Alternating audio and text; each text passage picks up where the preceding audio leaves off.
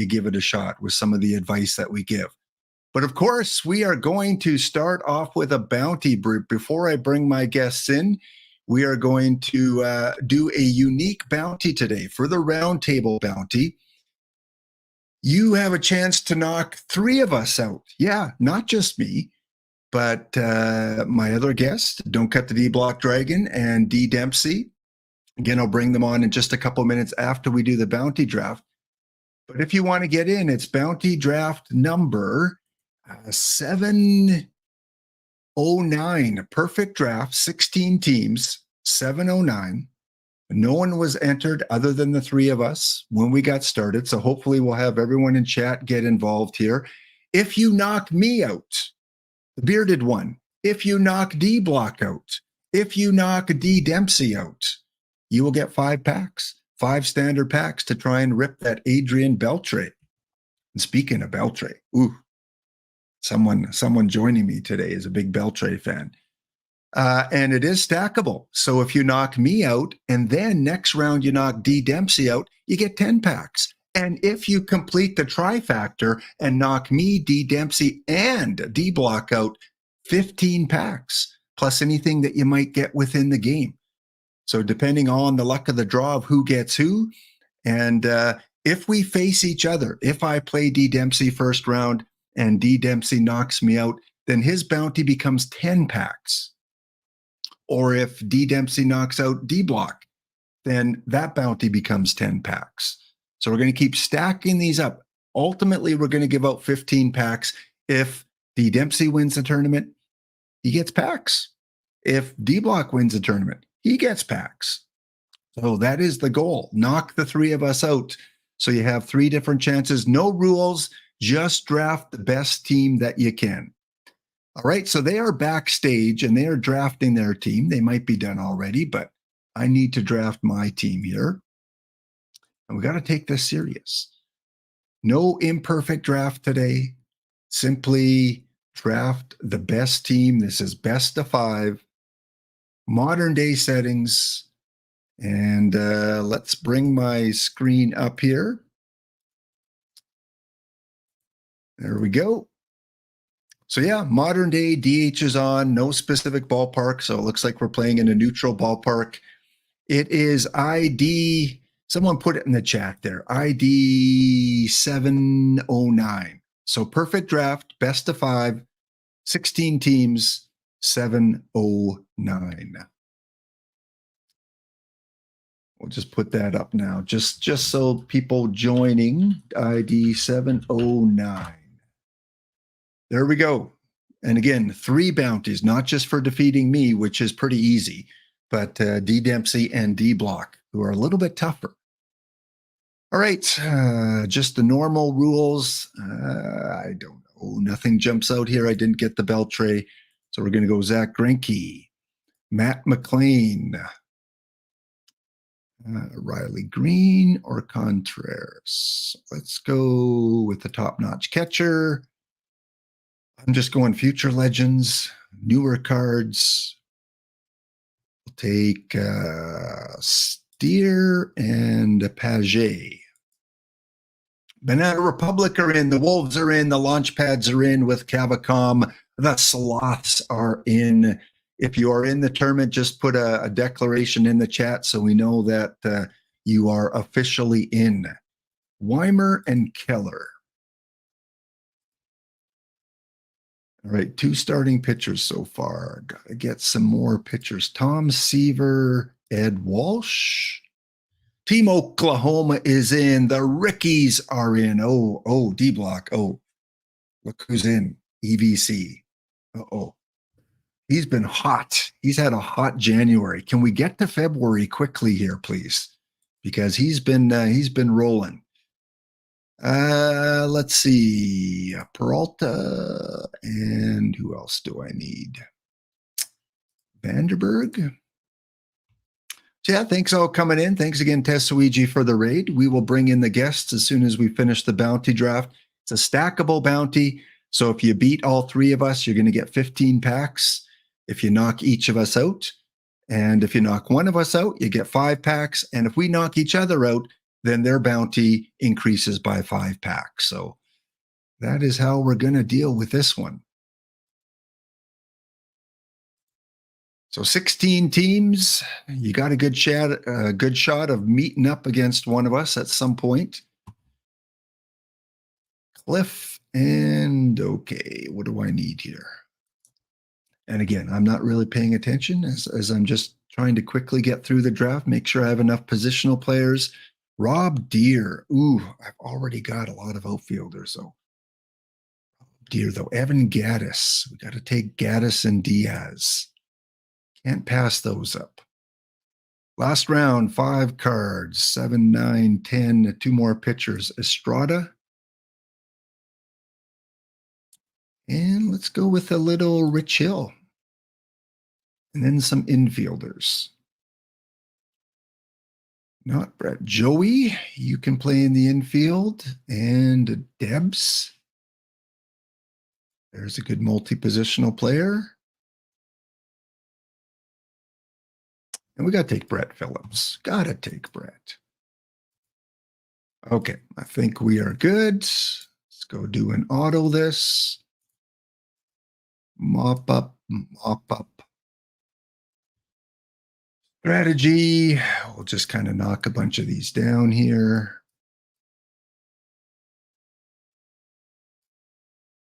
Shifts, shifts, shifts. Let's do that, do that, do that. Sure, crank a few of these up. And just in case some of you try to sneak some openers in there to try to fool the hound, let's put openers on. And just make sure we throw those lineups in there. Good.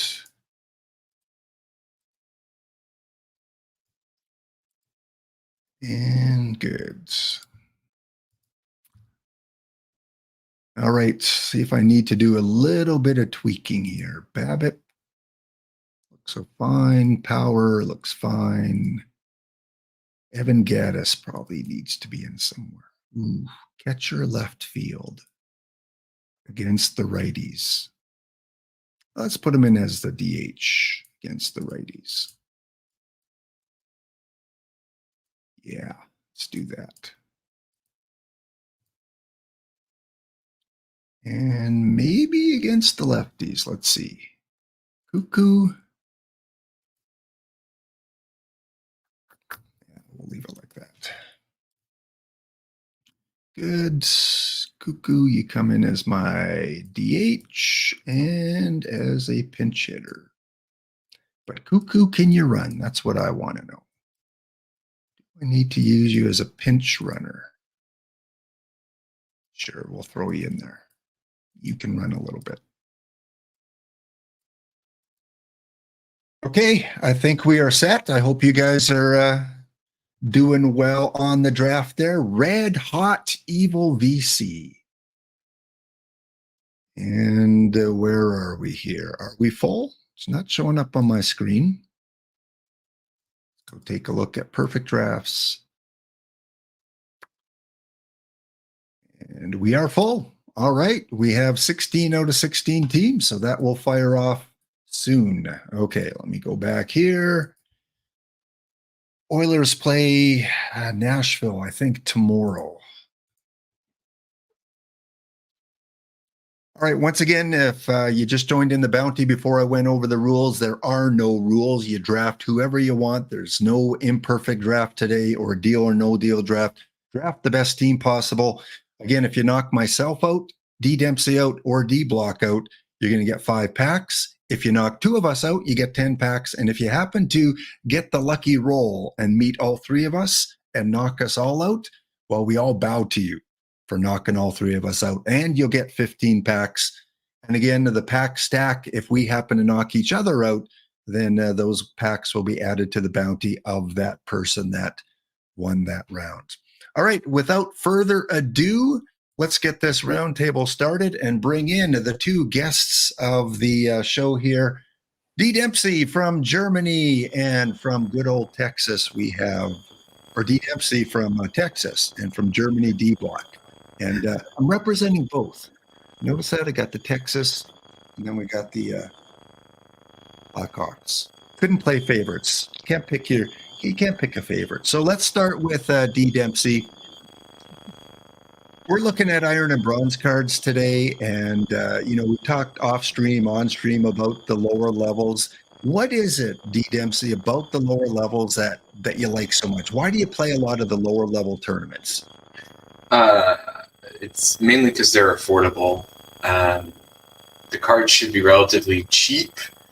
And so as a new player, if you're coming in, this is your first time, those cards should be readily accessible. You open up enough packs, you should get access to them fairly quickly.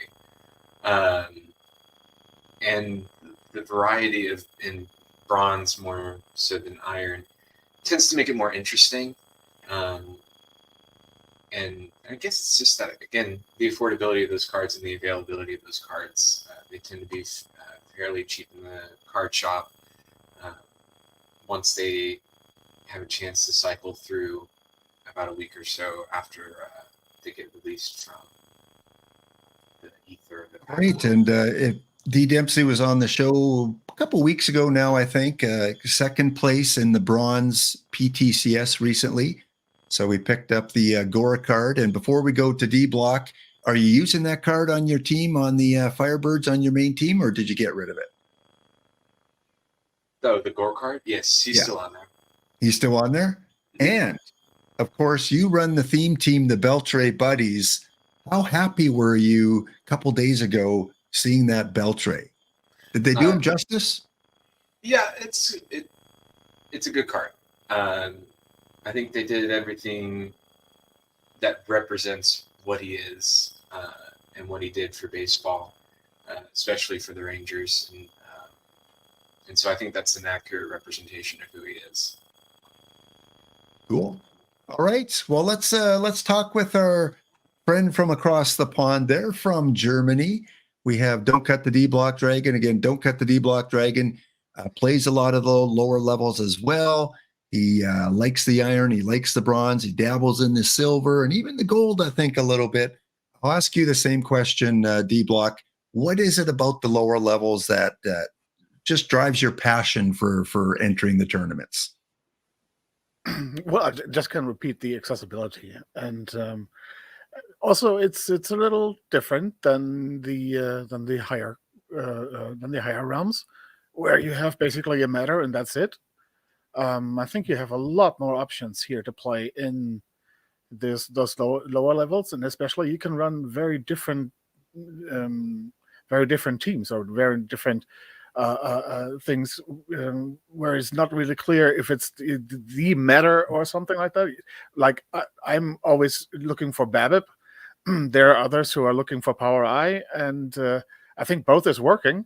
Both can win, and so you can basically run a team how you want to run it, and not how OTP says these are the only cards you can regularly run, like it is like in Diamond or in Open or the higher ones at least. Yeah, and for all versions of OTP, I've loved. I don't know, it's just the iron and bronze, as D Dempsey mentioned. They're accessible. If they're not LE cards, it's as an affordable way to get involved in tournaments and try things out. And when cards change and the meta changes, you can usually pick up that new card fairly quickly. You might have to wait a few days because people pulling packs may not pull a lot of them, but it's not as difficult as in a diamond or a gold tournament, where it's going to be a lot more costly to get those meta tournament cards. So glad to have you guys on.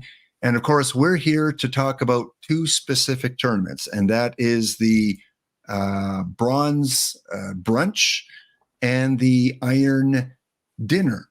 A lot of tournaments you could enter. There are other bronze tournaments, iron tournaments. There's the quick tournaments. But we thought we would focus on a couple tournaments that don't require the LE cards. Because if you're new and you're starting out, you're not going to get that Suarez. You're not going to get that Ozzie Smith really cheap.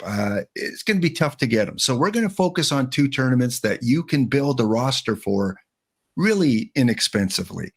And again, 1 bronze, 1 iron. Feel free in chat to ask questions because, like I said, when I play these tournaments, I come across these 2 gentlemen quite often. And quite often, if I'm advancing to the semis or the finals, they're right there, along with some other great teams. There's a lot of great iron and bronze players.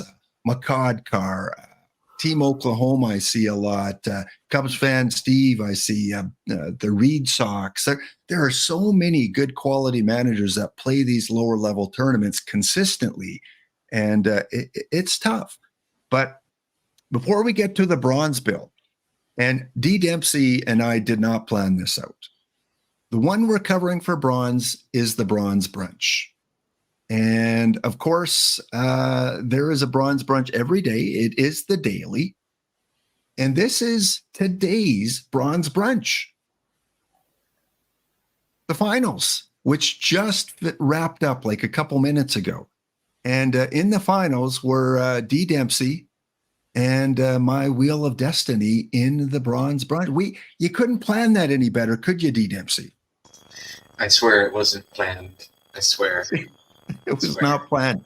And to be fair, D Block, I had to play D Block with this team in the second round, I think.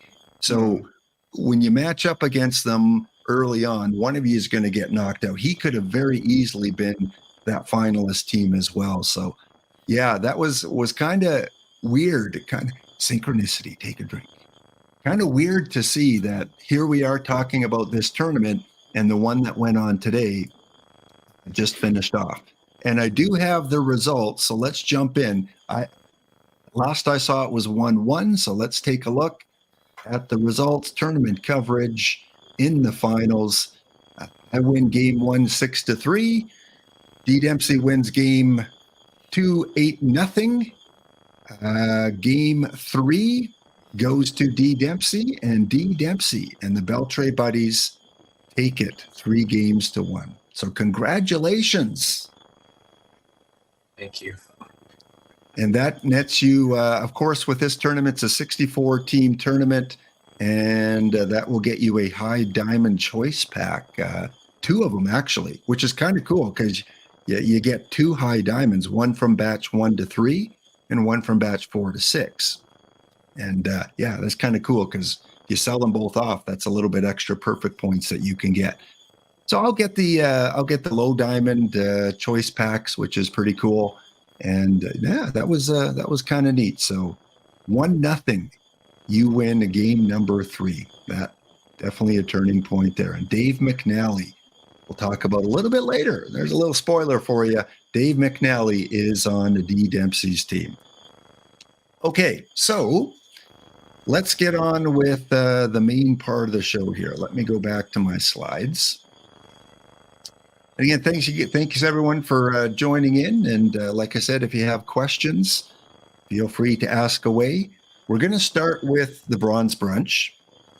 If you enter this for the first time, these are the standard. They're set in stone. It's the same all the time. We don't have a rotating stadium. And it's played in the 1982 environment.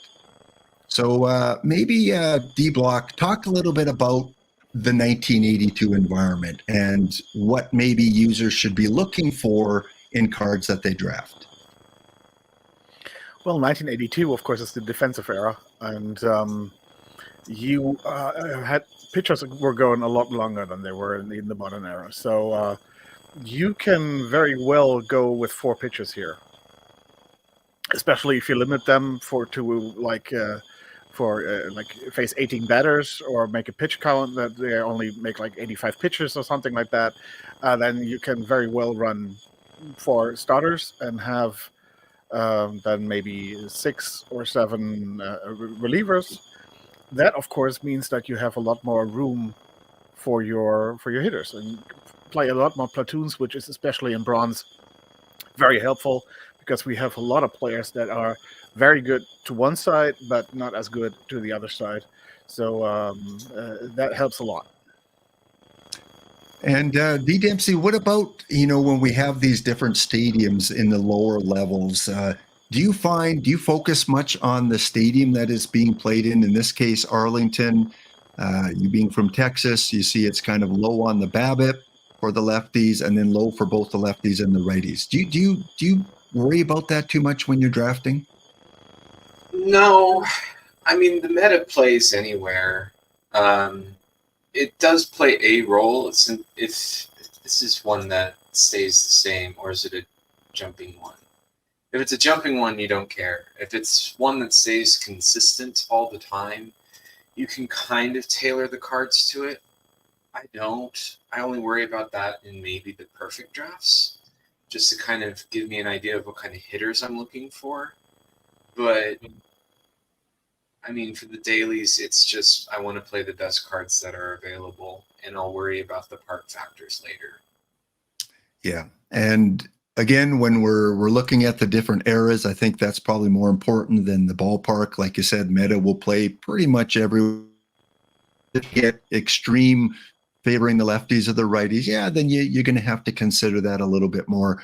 But this is a best of 5. The DH is on, and again, it's that defensive era. And many of you have seen this as slide before. Shout out to Aster31, to Exto4S, Follow Durden, who back in OOTP24 now, I think it was, that kind of presented what you need to know for the specific eras. And in this case, the pitchers and how many pitchers you kind of want to run with. And again, you can, maybe go down a pitcher, up a pitcher, not a great deal, but this is what they recommended that still kind of comes into play to the game today. So way back in the dead ball, 2 pitchers are usually good. We don't see any tournaments from even before dead ball in the 1800s where you could go with just that 1 or 2 pitcher combination. And then all the way up to the modern era, where you're going to need your 5 starters. You have to limit their pitch counts. They're going to get tired quicker. So you want the high stamina. And then you need a pretty full bullpen with 7 or 8. So modern era, many managers use 12 or 13 pitchers. I go with 12. D-block for a modern era, what do you look for in the pitchers? Do you go 12? Do you go 13? I always go 11. You go 11 in the modern era. Okay. So you go with 5 starters, 6, or do you go with the 4 and then with some emergency? Well, it depends. I do have that build where there are only 4 starters and the 2 emergency starters in there. But then I actually only have 10 usually. If I run that, I only have 10 pitchers, even for modern. But that is only, that is kind of like a fun thing that I did run, since a lot of people adapted to that, or at least that the meta changed a little bit there for the normal players. I don't run that often anymore, but it was like a fun thing for about 2 or 3 weeks to do, and it was very successful until it wasn't. So, and when it wasn't, then I I just abandoned it a little bit. I have one team. I'm still running that just to have fun, and I don't really expect much out of that team. It's just to see what happens and experiment with things, and that's basically the team what I'm doing with that. How about you, D. Dempsey, in terms of modern era pitchers? Do you go 12, 13, 11? It would be 12. You go with 12. I go 5 starters, 7 relievers for the modern era environment. If I have less, it's because I wasn't paying attention in a draft, and and I ended up with 11. That happens so often, doesn't it? You're not focused, and you just click, click, click, click, click, click, click, and then by the time you get to the second last round, it's like, oh, I'm really short on this position or with these pitchers. But one of the common things I think all 3 of us see when we enter those dead ball tournaments or the tournaments from the 1940s or 50s, and we look at other teams in the tournament, they've got their 5 starters and their 7 relievers. Like, we see that a lot, that there are a lot of managers that are maybe not cognizant of, you don't need 12 pitchers in the 1930s, in the 1920s, in the 1940s. You need maybe 8 or 9. And maybe when you get into the 60s and 70s, you boost that up to 10, maybe 10 in the late 70s, even in the early 80s, you might go with 10. But once you get past, 1990, then you almost need a full artillery there. So yeah, just shouting out Exto4S and Aster and Follow Durden, one of the cheat sheets that a lot of people use when they construct their rosters. Okay, before we go through our specific rosters, the bounty has fired, so we got to take a look at who's matched up against each other here. And let's see what we got. What's going on? In the first round, we have, I'm going up against those Hornets. Fire and Or, you get the first chance of the 5 packs knocking me out. Cavacom goes up against Crash SF Giants. Ooh, big battle. EVC, well, D-Block, Synchronicity. You mentioned Evil VC. You get them right in that first round. Good luck. May the best team win. We've got Tiger Cub. We've got Wolfman here with the Michigan Wolves. They're going up against GT Sundown. So that's good that not all 3 of us are on the same side of the bracket. And in fact, if I was to meet D-Block, it wouldn't be till the semifinal. So good. Things are spaced out nice. On the other side, we have Brydav and the Whips. Brydav, of course, very successful in the Laptop Daily recently, winning once, finishing second once this week. And Charles is back. There is a Warbot sighting. We have Warbot going up against Brydav. 2 teams that I think have been the perfect team in league play, battling it out. The Rocketchaws and Underdog 44 are going up against the Ploppers. That's Rob Deere and Headlights and his Banana Republic. This team not familiar with Gritty Pax and the Greek Velociraptors. They're going up against Wildcat Bandits Team Oklahoma. We'll talk about Wildcat Bandit later in the show. And the Candlepin Bowlers and K. Carlton are going up against D. Dempsey. So first chance at some packs go to the Bowlers, to EVC, and to the Hornets in this best of 5. All right. D. Dempsey, how did you feel about your team? I felt pretty good about it. I pulled the Otani for my perfect. Nice. Which is a pretty good card. And then I got the Hershiser for my second, which is pretty good. The rest of it's kind of okay. The lineup looks pretty good. Spent a little bit of time playing with the platoons a little bit, trying to maximize the offense just a little bit. All right. And D. Dempsey, how did you feel about your draft? Or, sorry, a D block. Too many D's. D. Double D's, huh? Yeah. I was not that satisfied with it. I had kind of like a mediocre to below average draft. The Dwight Gooden, that's okay, but like not really good pitching. That's gonna. I don't believe that this team is gonna go far here. Oh, okay. So you're saying EVC has a chance, huh? Yeah. Right. Of course he does. I mean, first of all, he's EVC, and then he's Evil C that influenced my draft picks here. No, I don't think. I think EVC should be the favorite here. Yeah. All right, guys. Well, we're going to get to our cards. The break has just kicked in, so we'll be back in 2 minutes, and we'll get a kick started looking at Rob.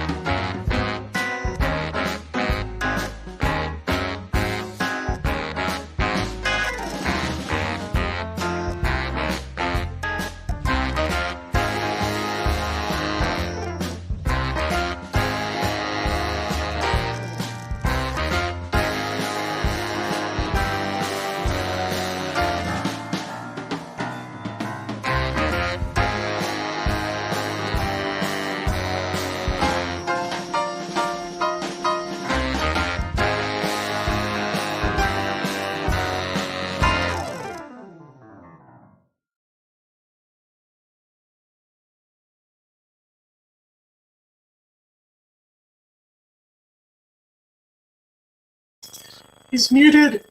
He's muted again. If you're new to the game, you are going to find a wealth of information here if you want to enter some bronze or iron tournaments. Yes, it's good to have someone actually yell that out to me so I don't have to look at a screen. So guys, are you ready? Ready to show off your cards and what we're using in these different tournaments, starting with the bronze. Let's go and put that one on the screen here quick. All right, present. Okay, so first of all, at catcher. So you'll see for each position as we go through them, you may see one card, which means it plays both ways against lefties and righties. Or if you see two cards, the one on the left against the lefties, the one on the right against the righties. So at catcher, I use Kenji both ways. D block uses Kenji both ways. And D Dempsey uses Evan Gaddis both ways. So D Dempsey, maybe talk a little bit about the outlier here. What do you like about Gaddis in this bronze tournament? I like the offense, and I forgot that the Kenji card was the card again. Yeah, well, and that's the thing is sometimes we miss cards when they come out, or we're just busy with other things, other tournaments. So we're not completely up. I know I'm behind on a few of the tournaments that I play in, especially gold. And it's a matter of just updating. But you've been very successful, even if you are behind in the meta in some tournaments, doesn't mean you can't win. And you said that even with your bronze and iron that might not be completely updated, you still win with those teams, don't you? Yeah, I hadn't updated the bronze brunch that I just won with. So that one I updated yesterday, right? Right. But I hadn't updated it, I don't know how long. There was a bunch of really old cards on there. And I had some... I mean, it kept winning choice packs, so if it wasn't broke, I wasn't going to fix it. So... Yeah. So are you saying that the team you won with today that you beat me in the finals with, you had just updated like yesterday with the cards we're showing now? Right. That was the one that I told you about last night. Yeah. Yeah. Oh, wow. So first update win right off the bat. And D Block Dragon is going to show some of these cards too. If you guys want to take a look at the ratings, I don't have all the ratings up. That would take forever to go through and switch back and forth. So he's going to have his screen up and we'll transition back and forth as we go through. But Kenji, I just like because of the defense and offense.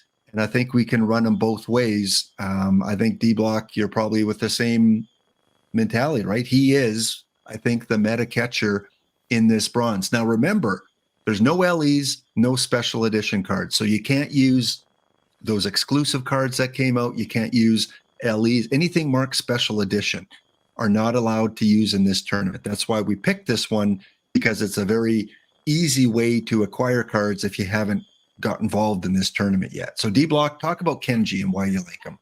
Yeah, he's basically the catcher if you want like the best balanced catcher. I think he has pretty good offense. He does not have the big power as a Gaddis has, but he is if you want like especially my stick with the bat, if you want somebody who puts the ball on the bat and gets a lot of singles, doubles,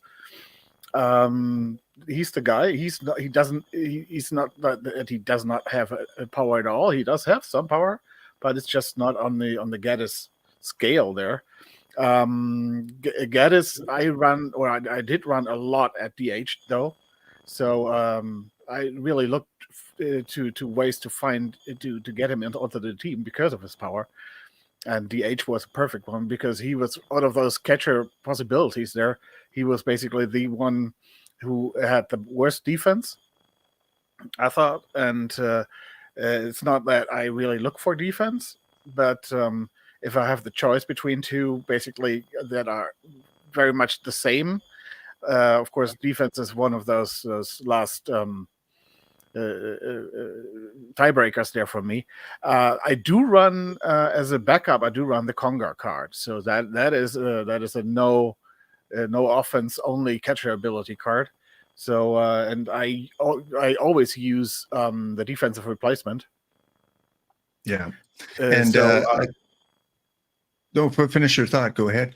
Yeah, so I always do that with defensive replacement from the 7th inning on. That if I have a lead and I'm in a safe situation, that I change from the offensive card I have in there to the defensive card to get kind of like in a hold modus there, and help up my pitchers, especially when my starters gets out and my kind of like the worst pitchers get in there, help them out with a better catching ability. And that's what I usually do. That Kenji going 1 through 6, trying to get me the lead, and then getting Conger and hold that lead. Yeah, and again, just to let the viewers know that aren't familiar with D Block and D Dempsey and myself and how we construct rosters, we're not modelers. We don't have the spreadsheets and plug and play and all that kind of stuff. I think all three of us go with intuition. Is that right, D Dempsey? You kind of go with the feel of the card, plus advice from other people as well. You look at, but you don't run your own model. I don't think, do you? Right. Beg, borrow, cheat, and steal. Your way to victory. Yeah, and same with you, D Block, right? Yeah, and what London Enjoyer says here, the Conger Perez, that is also a very viable option there. I think Perez is a little behind Kenji. He was my meta catcher until the Kenji card was out. I think the Kenji card is a little bit better. It has a more unique shape for offense. I think he's a little bit better. It feels a little bit better, if you want to call it that way.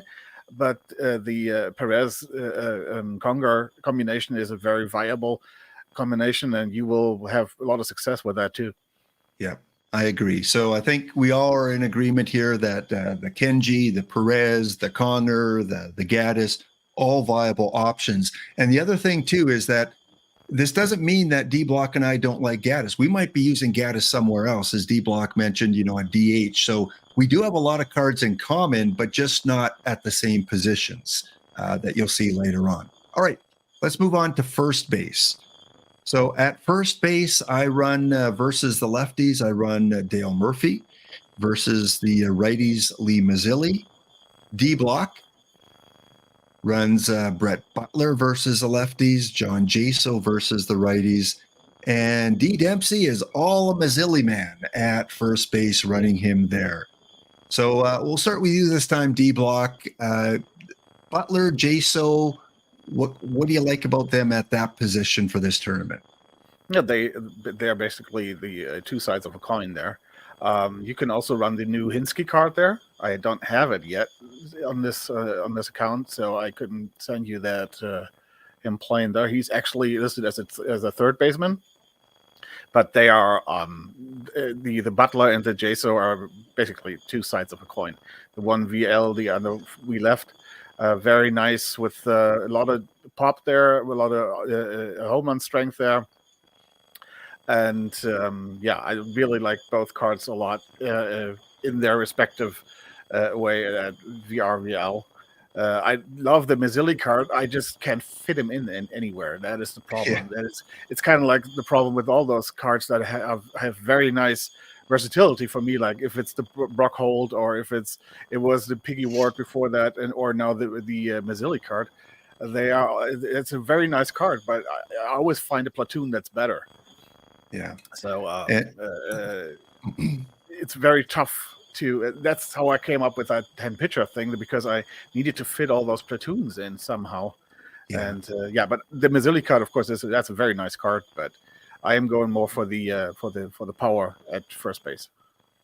And D Dempsey, you've been playing these bronze for a long time, and for a long time you could keep the same lineup without making many changes, and then starting in early December, when Spore started to come out with his Tuesday Treasure Trove cards, we start to see new options and more options for both Iron and for Bronze, which kind of forced us to reevaluate our rosters more often. And the This Billy Butler, again, one of the newer cards, and I haven't even really considered it yet, but I'm sure he'll get into my lineup at some point. You got the Mazzilli, again, a fairly new card. Was that part of your more recent update that you added him? Yeah, I have him, and I have the Billy Butler card on that roster. He's just somewhere else. Yeah. And I mean, we'll talk about that later. I used to have the John Jaso. I like that card because he is kind of versatile. He could play catcher. He knows where to stand, and he can also play in the outfield, which is nice. But I think I've moved on from him. There's just other options. Yeah. And again, that's the great thing. There are options, and we saw, our performance today in the tournament, and tomorrow it could be the exact opposite. You can lose 3-0 round one, or you can go right to the finals with the team, because there are other cards that other people can play that can do just as well. So yeah, interesting. This is kind of one of our biggest differences in terms of who we're using. I like the versatility of Mazzilli, and Dale Murphy. I just like that bat. I did run Dale Murphy before. The Butler card is just a better card than the Dale Murphy card, and it's just it came out this Tuesday, I think, in the Treasure Trove. Fair enough. And before that, I did run the Dale Murphy card there. So it's just this week. And but what Cage Wisdom said is, this is the first base. I think that is one of the things where when you don't have the room for platoons, this is one of the places where you can scrap a platoon and put in the Mazzilli at full time there. I think that is if you're fighting for room there, if you don't have a spot, that is where I would scrap the platoon and put the Mazzilli card in full time there. That's exactly right what Cage Wisdom says. Yeah, and London, I agree that the Treasure Trove has picked up the slack for the lower levels. Exactly. It makes these tournaments a lot more enjoyable. Plus, it challenges us to keep looking for the cards. I know with the Laptop Daily, it makes that more interesting too when they're incorporated in the daily tournament. So let's move on to second base and see how we differ there. At second base, I can't let go of Jerry Pretty yet. I just can't. I like that card. Pretty against lefties, and I've got Brock Holt against the righties. D-Block is the other way. He's got Brock Holt at second versus the lefties, and this new Mike Avias card. And D. Dempsey has Avias against the lefties at second, and then he's got the Jed Lowry at second against the righties. So D-Block, go ahead. I know you've updated your roster very, very recently with a card we'll show later in Iron, but this was not only a Kansas City card. I know you love the Royals, but a really good infielder. Yeah, the Mike Avias card is also a very new card. It came out this week. Very, very nice. I am still looking for the Jed Lowry. I don't have it yet. There are just not too many cards out there. If anybody has, I have a buyer out there. I won't comment about how much I paid for the Lowry card. What we said earlier, they're accessible. I am for Iron and for Bronze. Since I do have 4 teams for each, I pay about for both Iron and Bronze. I pay for week about 200,000 per week. Wow. Updating them because of the Treasure Trove. So and that's about 50,000 per team. Wow. 50,000? Yeah, because I want to have them right away. And of course, people are gouging them. Yeah. So I pay 6, 7, 8,000 for a new card there. But yeah, I guess if you play a lot of Bronze though, not just this tournament but other Bronze tournaments, it's worth it because you just got to win, right? I mean, you just got to get one high diamond or one low diamond, even a gold choice pack, and that pays for pretty much what you paid for that card. Yeah, and I'm of the Spore mindset too, and Spore does the same thing. When a new card comes out that he really wants, he'll pay up for it because you're going to gain that back by winning 1 or 2 tournaments. D. Dempsey, How about your choices there for second base? The new Jed Lowry, you said you paid up a little bit for it. I'm guessing, what, 4,000 or 5,000 perfect points? I think it was 6,000. Yeah. And then I probably paid 2 for the Mike Aviles. But I just won 2 high diamond choice packs, so it's profit. Perfect example, instant profit. I like the cards. I think they make a pretty decent platoon betwixt them. If you can only afford one, I'd probably go with the Jed Lowry. I think his numbers are just a little better, and his defense is better. But I really like the Mike Aviles card. He's probably going to be a nice bronze floor cap card if you want to spend 1 point on him. Maybe. I don't know. D-Block with the pretty. I know you liked the pretty for a long time too. Did you just recently get rid of it? And was it more of a case that because he only plays one position, he's not really worth a roster spot? Well, first of all, I always had him as a platoon with the Hero card. Mm-hmm. He was the perfect platoon there with him. So who says that I don't play him anymore? Maybe at DH with Hura. No, with the I really like that card, that pretty card. But he's just one way, just placed that one position. I did have at times I didn't have him on the team. Then I had the piggy on there because I just needed a card where who could play also the as a backup at some other position, and that's sometimes with the.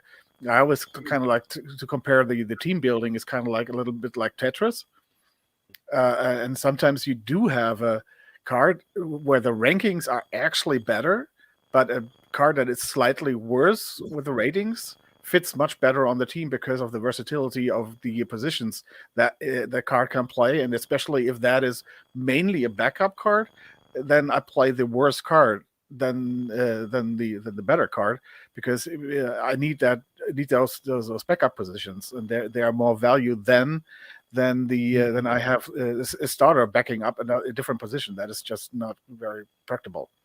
So the pretty card always had that problem that being that only second base and only VL. That's kind of like niche. So that's why I played the piggy card much more and much often than this one. Right, and the pretty card is a PT +1, which I was surprised qualifies for this because it's kind of like an exclusive or special edition, but I guess they don't count the PT Plus as special edition. But I'm sure I'll eventually replace him, but right now I've got him at second base. And that Brock Holt card, what a wonderful card. Just so valuable everywhere on your team. He's like you said, D-Block before, the Swiss Army knife of bronze. All right, let's move on to third base. And at third base, I run both ways Bob Horner. D-Block at third base runs Bob Horner. And it's unanimous for the first time in the show. All three of us run Bob Horner at third base. And D. Dempsey, how would you not with that power, right? Yeah, I mean, he's really the only good third base option for this particular tournament. He's just good. If you don't have him, you need to get him now. Get him into your bronze tournament as soon as possible. He can play third. He can play first. He has that versatility.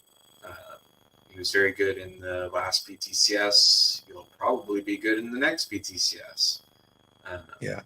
Depending on what the format looks like. And for those of you that go back and look at tournament results after the fact, and you look on statistics, home runs, Bob Horner's always up there. People that have Bob Horner, he's always on the leaderboard. And in the Laptop Daily, he's always on the leaderboard. And like you said, the PTCS, he was on the leaderboard. So like you said, there's not really another option. Yeah, there's other players that play third base, but it's Bob Horner or nothing right now. D-Block, same opinion? I know. Well, first of all, you have to have Bob Horner on the team. That's a fact. If you play him at first base or third base, it doesn't really matter. If you play him at first base, I think there are some wonderful options there at third base. There is the Nuhinsky card that plays there. There is, of course, the DeCinces card, who is no, I don't. You can't play DeCinces. You can play them. That's an exclusive card, right? But the Scott Brosher's card, and that is an older card, but he still plays pretty good, and especially if you play him with Hinsky in the platoon. That is okay. So you can play him at first, and instead of Mazzilli as a one-way player there, but he is definitely definitely a player you need to have on your team, either at first or third. And with us playing laptop, we playing the platoon at first. He has to play at third. With the Dempsey, he could switch the Mazzilli card out for Horner, but then of course, if you like the Mazzilli card, you want him in there, and then Bob Horner has to play third. And like I said, he has to be on the team. Right. And the Suarez, the limited edition card, London saying that even if you have Suarez, you still want Horner on the team in some aspect. So again, we're not talking limited editions, Ozzie Smith and Archie Vaughn and Kevin Stalker and Suarez. We're talking the Daily Bronze Brunch, where you cannot use those cards, set in 1985. I think at some point, if there is a need, maybe another meta third baseman might be kind of a need for choices anyway, because we have so many choices at other positions that maybe that's the weakness in terms of the pool right now. Let's go on to shortstop. And shortstop, I play Mr. Bogarts at short, one of the newer cards. D-Block plays Bogarts at shortstop. And the winner of today's brunch plays Everett at shortstop. But I'm sure D. Dempsey, Bogarts is probably on your radar. Yes, I don't have the Bogarts yet. I don't even have a buy order out. Yeah, he's probably still pretty pricey. So that's two Red Sox. We got Brock Holt and Alexander Bogarts working into the meta now. Playing the Red Sox, it would be like me playing Phillies. Yeah. What do you think, D-Block, about the Bogarts? Everett's a really good option. Again, we're not playing LE cards, so you don't have to worry about those other ones. Bogarts and Everett, I think, are your two, one or the other. Yeah, Bogarts or Everett, those are the two choices you do have. I play them both. And again, here too, I play the defensive replacement thing. And I think that works perfectly. Bogarts, the newer one. I did play the Everett there before. That's when I needed Piggy to back the Everett card up. But now I play the Bogarts card and have the seventh, the defensive replacement with Everett and backing him up if he needs a day of rest. No, I don't play Mondesi. I don't even play Mondesi full at iron anymore. You don't need him there. Yeah. The Bogarts is just so good that you don't need Mondesi there, I think. In my opinion. D. Dempsey, how hard is it playing a Houston Astro on your team? I don't think about it. I don't think about it. It's the old Astros logo. The new one's the bad part. And then I have Evan Gattis with the new one on there. I just don't think about it. Yeah. When it comes to tournaments, who cares? I'll play Yankees cards all day if I have to, if it helps me in the tournament. Moving on to the outfield. In left field, I am currently going with a platoon of Bobby Estelela and Piggy Ward, and D-Block is going with Bobby Estelela, and D. Dempsey going with a platoon completely different, Ivan Calderon and Akil Baddoo. So again, we'll start with D. Dempsey as the outlier here. What do you like about those two cards? I like them just because they can platoon nicely. I like platooning my outfielders. They're not the worst outfielders ever. I just don't. I also don't have the Bobby Estella card yet. It's another one that's on my list of things to do. But the Calderon's been good. He has decent power. He can defend in left field fairly well. And the Akil Baddoo plays all three outfield positions okay. And he's been a decent card since he's come out. But he'll probably get the boot soon enough. Yeah. He was one of the more recent ones I booted, the Baddoo card. Again, there's a lot of choices in outfield. I know for D block, having to get rid of Johnny Dickshot finally must have been hard for you because he was such a pillar on your team. But this card is just that much better, isn't it, D block? Yeah, sadly it is. And I have Dicker on the team as a backup, but he doesn't play anymore, really. And I personally always thought that Dickshot is better than Calderon. I had the Baddoo Dickshot platoon there. I had the Benintendi Dickshot platoon. All those cards, a lot of people played Benintendi both ways, but Dickshot is clearly better than Benintendi V-right. And he's better than Akil Baddoo, of course, V-right. V left, both. And with Calderon, there are different shapes. Calderon is more power. Dickshot has a little bit of power, not much, but he has some power. He can give you like 2 or maybe 3 home runs per tournament. But Calderon, of course, has a lot more of those. But Dickshot is usually the better, gives you the better OBP. And I think he even is a better defender, which is kind of strange for me to mention that. But he was my guy. And of course, the personal affinity to that guy. I even run that Dickshot's dugout a theme team just because I don't know. It's that guy, the ugliest guy in baseball, is just something that I can relate to. Oh, come on now. Don't sell yourself short.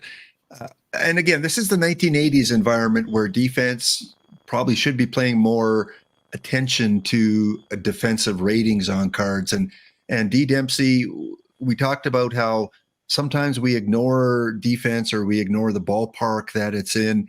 But for this tournament being in the 1980s, does the meta still override that defense, or do you really have to consider defense, especially at center field, shortstop, and catcher? So I think the further back you go, that catcher defense is not as important. Just as you go back, and so this is what the 80s. So we're in that defensive era. You need some level of catcher defense. It doesn't need to be 115 catcher defense. You can get away with an 80 or a 90 or the Gaddis with his 55 or whatever it is, catching defense. It's not the end of the world. Yeah. Well, speaking of center field, this is, I fully admit, a weakness of my team right now. I have not gone with the best defensive center fielder here because I'm trying to get the best bats into the lineup.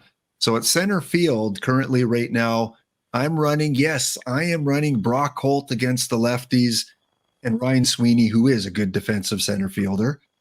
D block is both ways at center field, running Ryan Sweeney, and same with D Dempsey. So again, we're almost unanimous.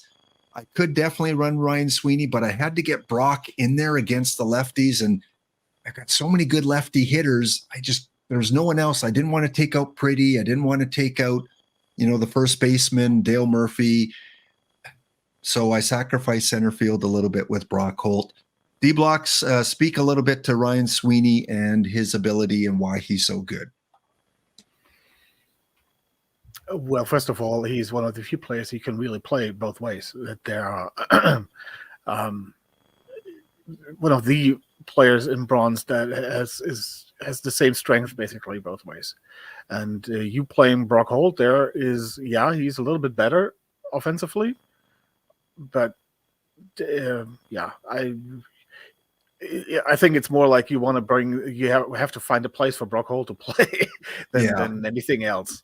Yeah. I think Sweeney is adequate enough to be in. His bat is adequate enough to play at center field. There, he's not going to hurt you. Actually, he can win you games with his bat and his defense.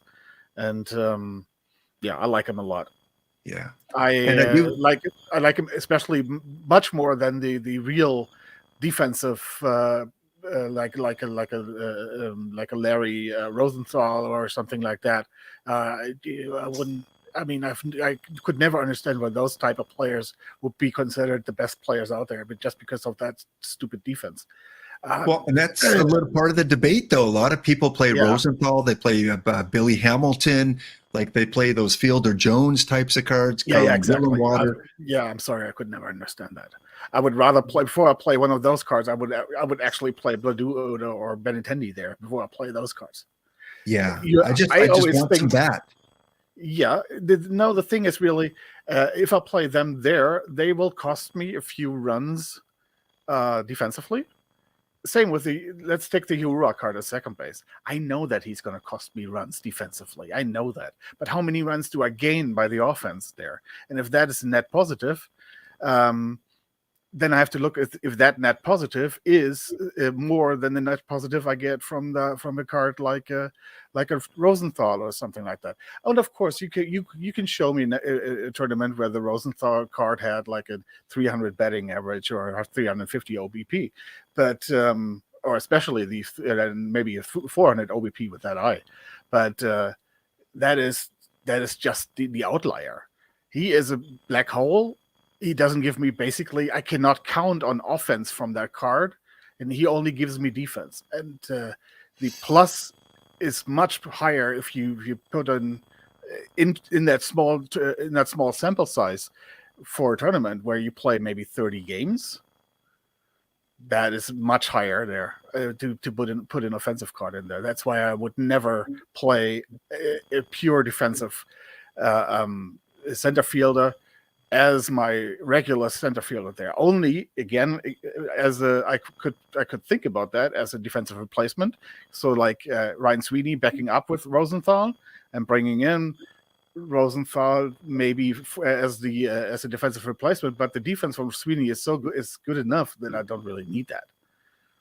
And a great cap card too, as Caged Wisdom mentions. Like you're going to spend the extra 2 points to get this as your center fielder in a cap. D Dempsey, where are you in the defensive aspect for center field? Like if you didn't have Sweeney, are you going to lean more towards a bat, more towards a glove?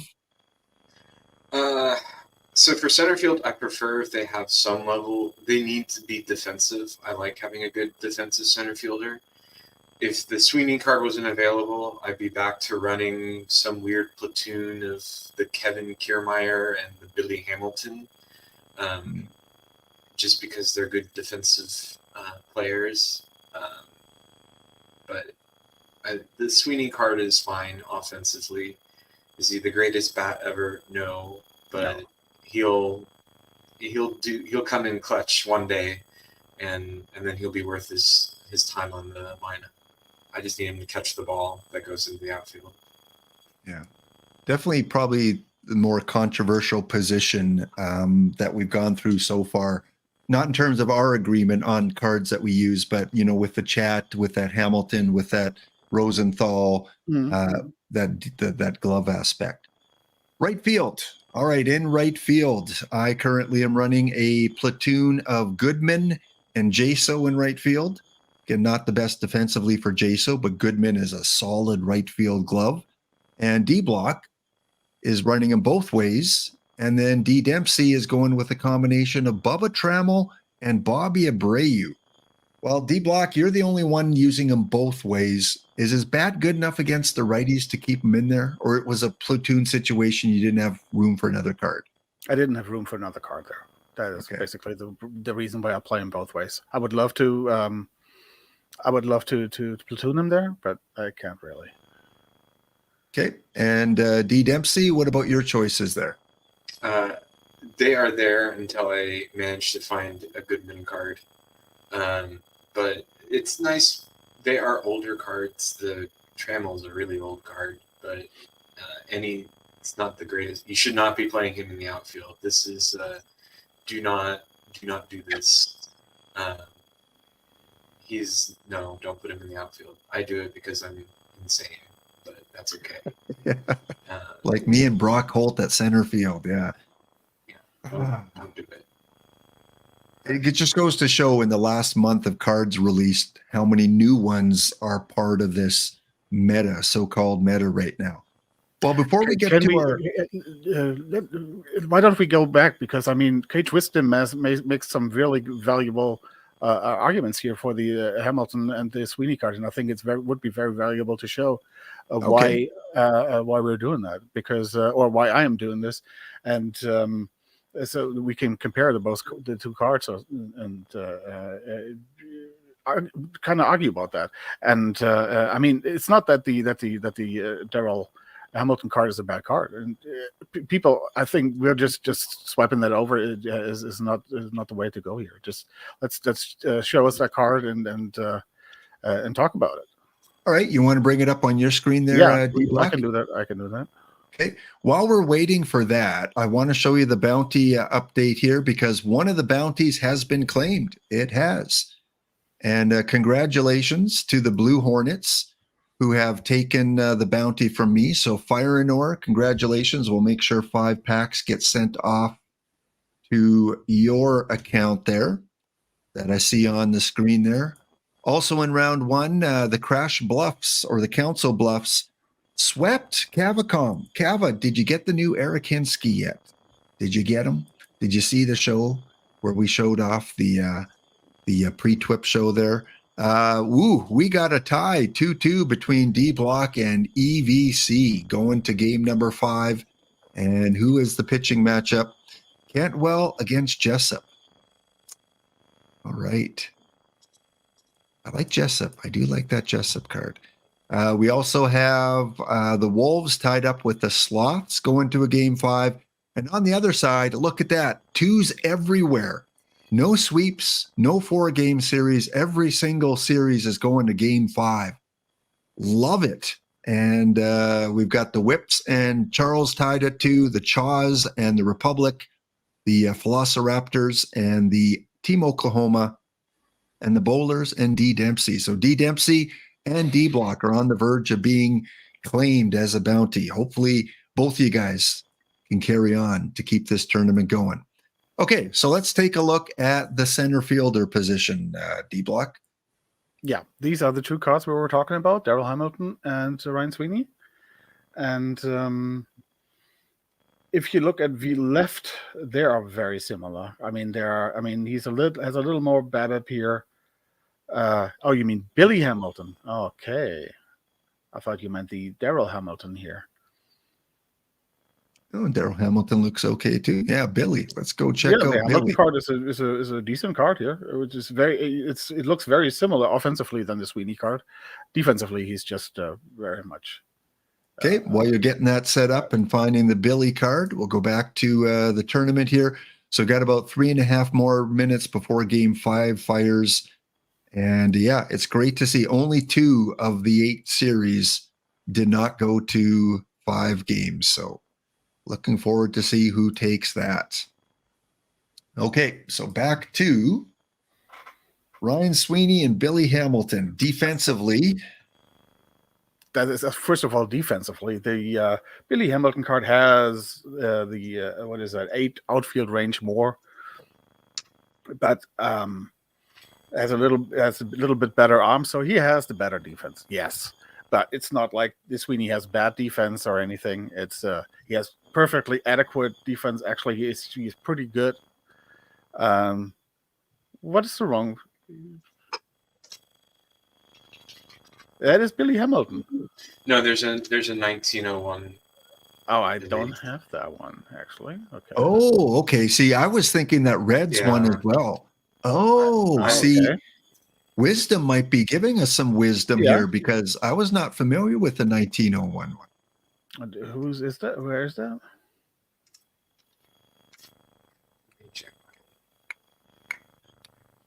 64. 64 is not showing up. Oh, at the top. Go up higher. Oh, here, up here. Snapshot. Yeah. Yeah, there is one up. Okay. Since I don't have it and I can't buy it, Yeah. So you can't. I think. Yeah, I I don't can think you compare can. it. You can't compare it if you don't have it. So I would have to look switch around here. Okay, so I'll check my main too and see if. yeah, that I think is a fairly recent card, isn't it? Just coming out in the last couple of weeks. I don't So- actually. I don't know that card. Yeah. Okay, he just listed a card, gentlemen. Gentle Tim, refresh your. If I go into the shop and I see it's Oh. 10,000 points, Oh. I'm not gonna buy it. 10,000. I don't see it. Hit try the refresh list on the right. There we go. Billy Hamilton. There it is.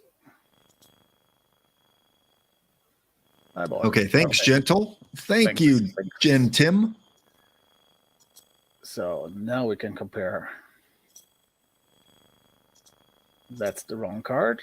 We want the Ryan Sweeney card. All right, Okay. there we go. There we go. Just in time for me to find that I do have it on my main. So let's look at that card. Like I said, I don't even know that card, and it would be very nice. I think you made that comment that we get another thing there, date released or something like that on the card. That is something I think very useful for sorting and for looking things up and knowing if there's a new card, when was that released and everything. But, yes, in the card shop or in the checking of the cards, if they could add that filter of recently released down to before that, and we could just sort by recently released, then we can see which the new cards are. Yeah, that would be wonderful. all right. Okay. So again, you're getting Sweeney. The best thing about Sweeney, other than just the defense, is the 3 positions that you can use him at. So left field, right field, or center field. I would just wanted to look at the defense first because that's very easy to look at, and then we can focus on the bat, which is basically what I said, and I would play him for. The defense is basically the outfield range is basically the same, 2 different there in favor of Hamilton, so it is the same with a lot better arrow and outfield arms. So getting those double plays, or when somebody tries to tag up, it's much better from the Sweeney thing, but they're so rare that it doesn't really matter. So basically the same defense, I think. So let's look at the offense here. Okay, and there is, of course, then the big advantage for the Hamilton card is the eye. You do see that I do see that he's better on the contact and everything. Gap power is better for Sweeney, and the avoid K is better for the Sweeney. Home run power is better for the Hamilton, and the eye is better for the Hamilton. And there you go. I mean, there you have the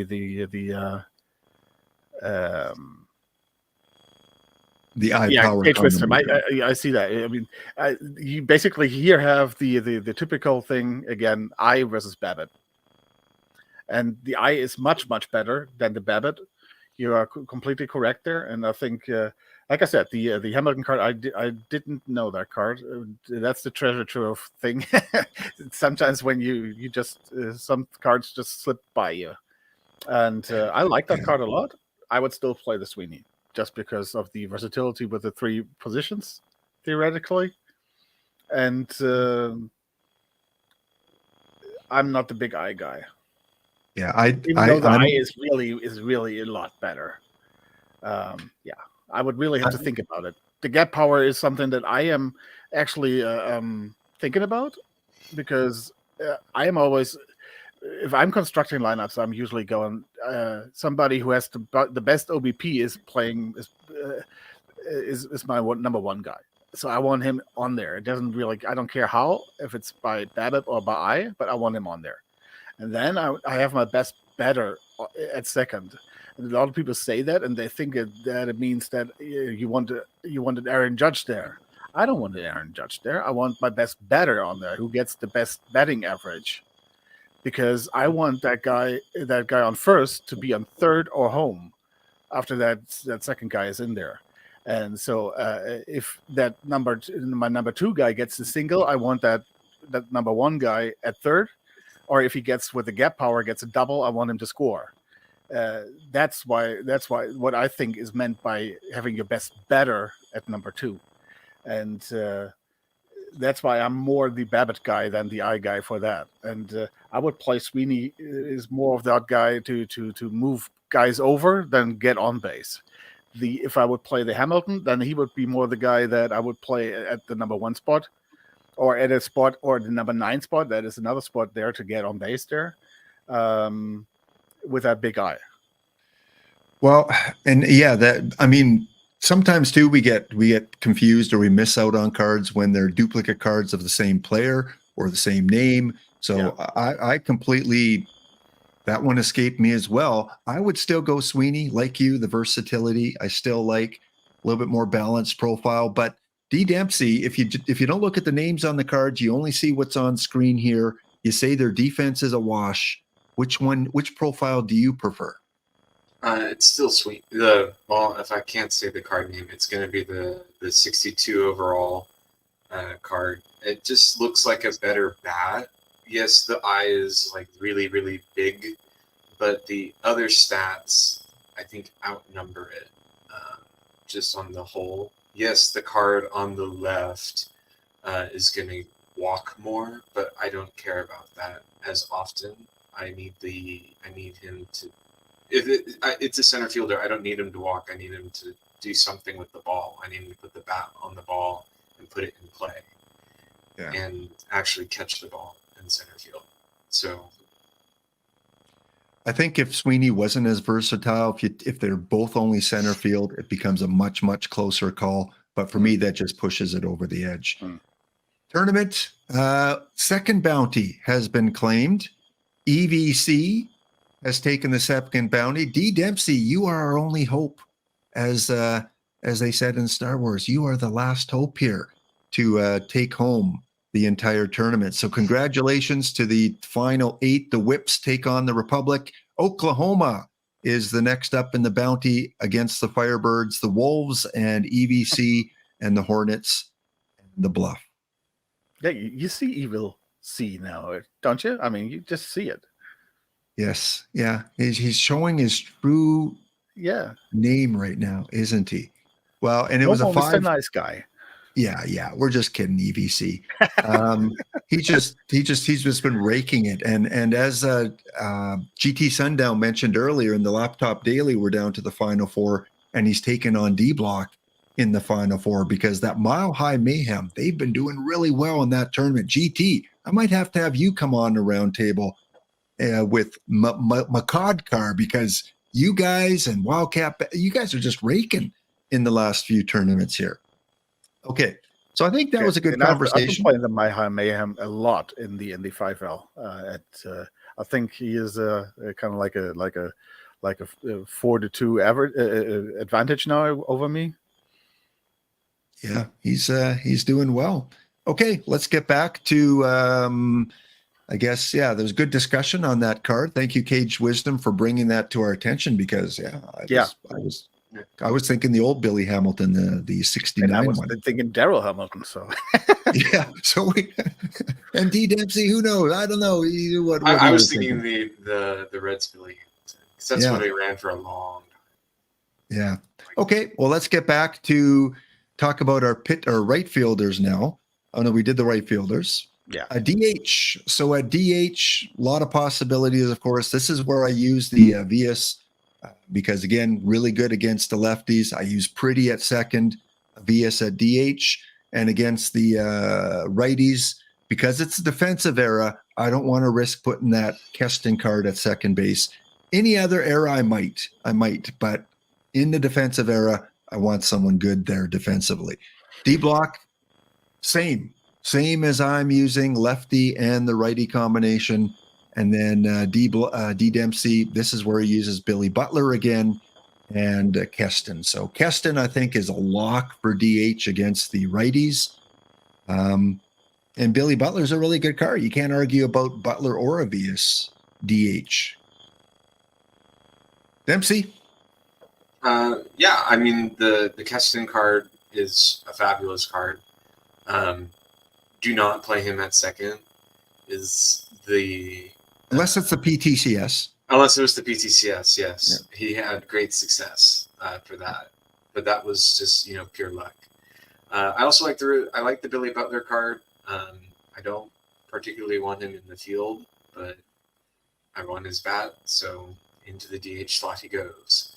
I like the Mike Avila's card. He kind of does like a every second game platoon at second, I guess. So he gets his fair share of at-bats. Okay. Anything to add there, D-Block, about your DH? Not really. I mean, the Keston, you have to have the Keston card in your lineup. Very simple. That bet is, I think, the best bet in bronze. The defense, of course, it is what it is. But I'm not afraid to play him there at second base. But if I can avoid it, of course I do. I mean, why would you open that rabbit hole if you don't have to? And here in the bronze brunch, I don't have to because I don't have the special edition cards. I can run him at DH. In the other tournaments, I actually run him at second base because I can't put him at DH. Yeah. Do you remember D. Dempsey in the PTCS, what era it was? Was it in the 1950s, the last one? 62 modern was the thing, and it was 60 something. No, I thought it was modern era.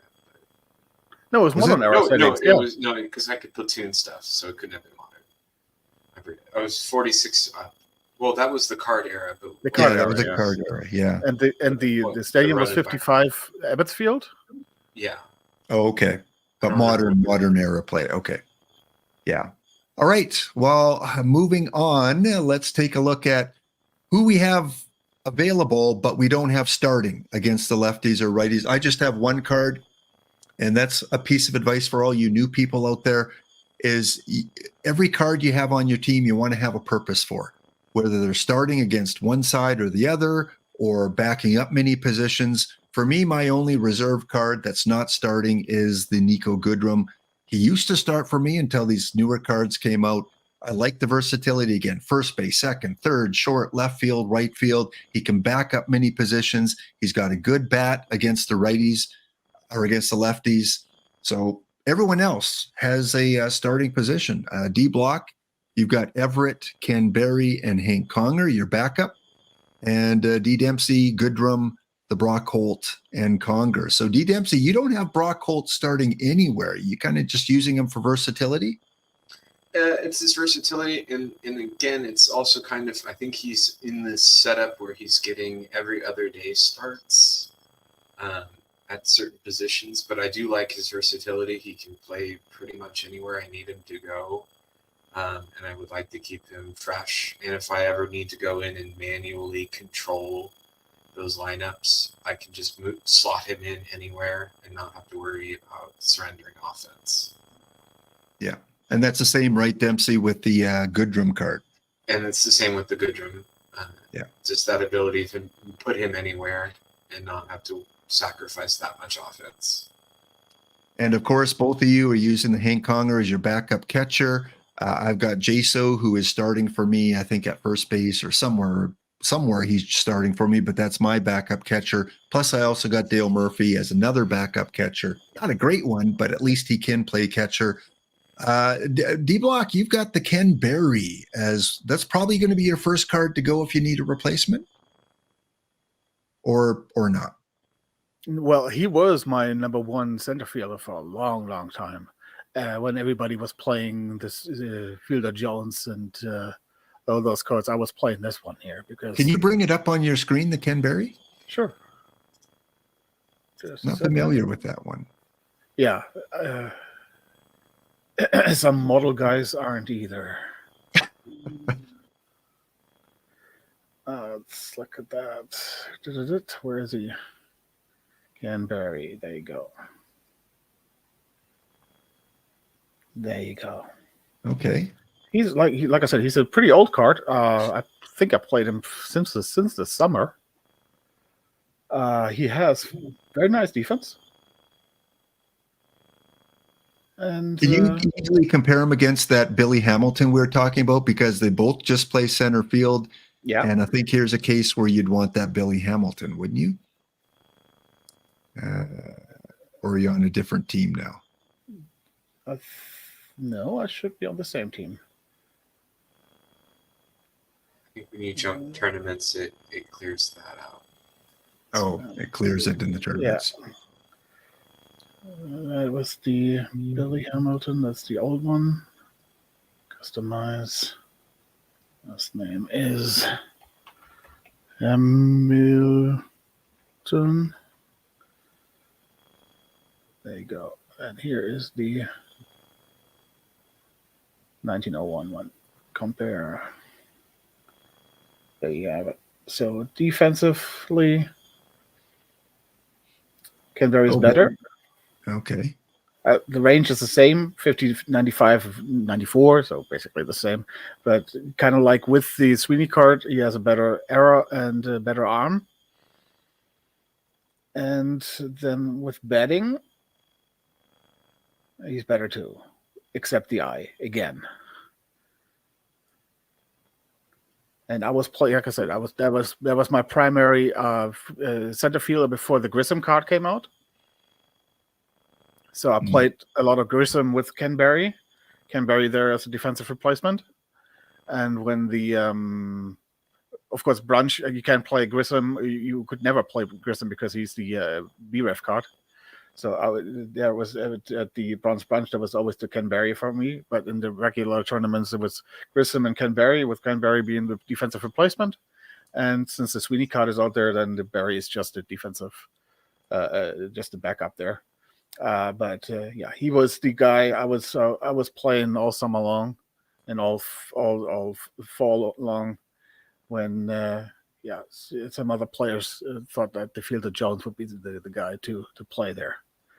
Which did he ever come up, D. Dempsey, on your radar, Canberry? Because he never came up on my radar. Nope. But that card's fairly old, right? It came out a long time ago.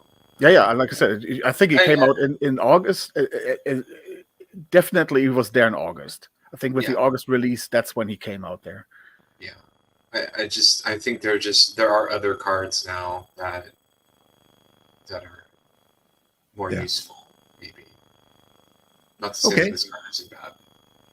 Yeah, I mean, like I said, he's only my backup there because he has the good defense there. He has actually a very similar, I think, a very similar shape as the Sweeney card, just worse with a bat.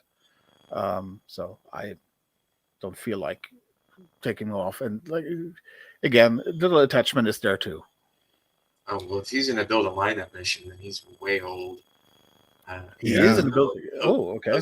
Those build a lineup cards, that was like July. Yeah. Or even earlier. He's probably back from the Fielder Jones kind of days too, when all those good defensive. Yeah, but the Fielder Jones came up. I think at long time, a lot of people played FP at the Iron FP card, St. Angelo. Yeah. At center field there, and then came that Fielder Jones there, and everybody, especially on that one stream, were talking about him being the cream of the crop there, the Fielder Jones. Well, I asked about the Canberry card, but they thought that the Fielder Jones card has a much better bat. But he has much more eye. It's kind of like the same with the Hamilton there. It's much more eye, but that's it. But I like the Canberry card. It's a very good backup there. Yeah. Gilwater. Yeah, I'm sorry. That was the one I was looking for in my brain too. The card in Gilwater, exactly. Yeah. And again, the point is, I think all three of us would agree that when you build your roster for any tournament, like I said before, make sure the players are useful somewhere, somehow. Platoons. The content creator this year has created a lot of platoon cards that maybe we haven't seen as much in previous versions of the game. And here's your chance to build those platoons and not have guys wasting away as bench players when you could build a much more superior platoon. Pitchers. All right, let's get on to our pitchers. What do we use? Again, this is the 1980s, but it's the modern environment, I believe. And going with 5 starters, I use 5 starters.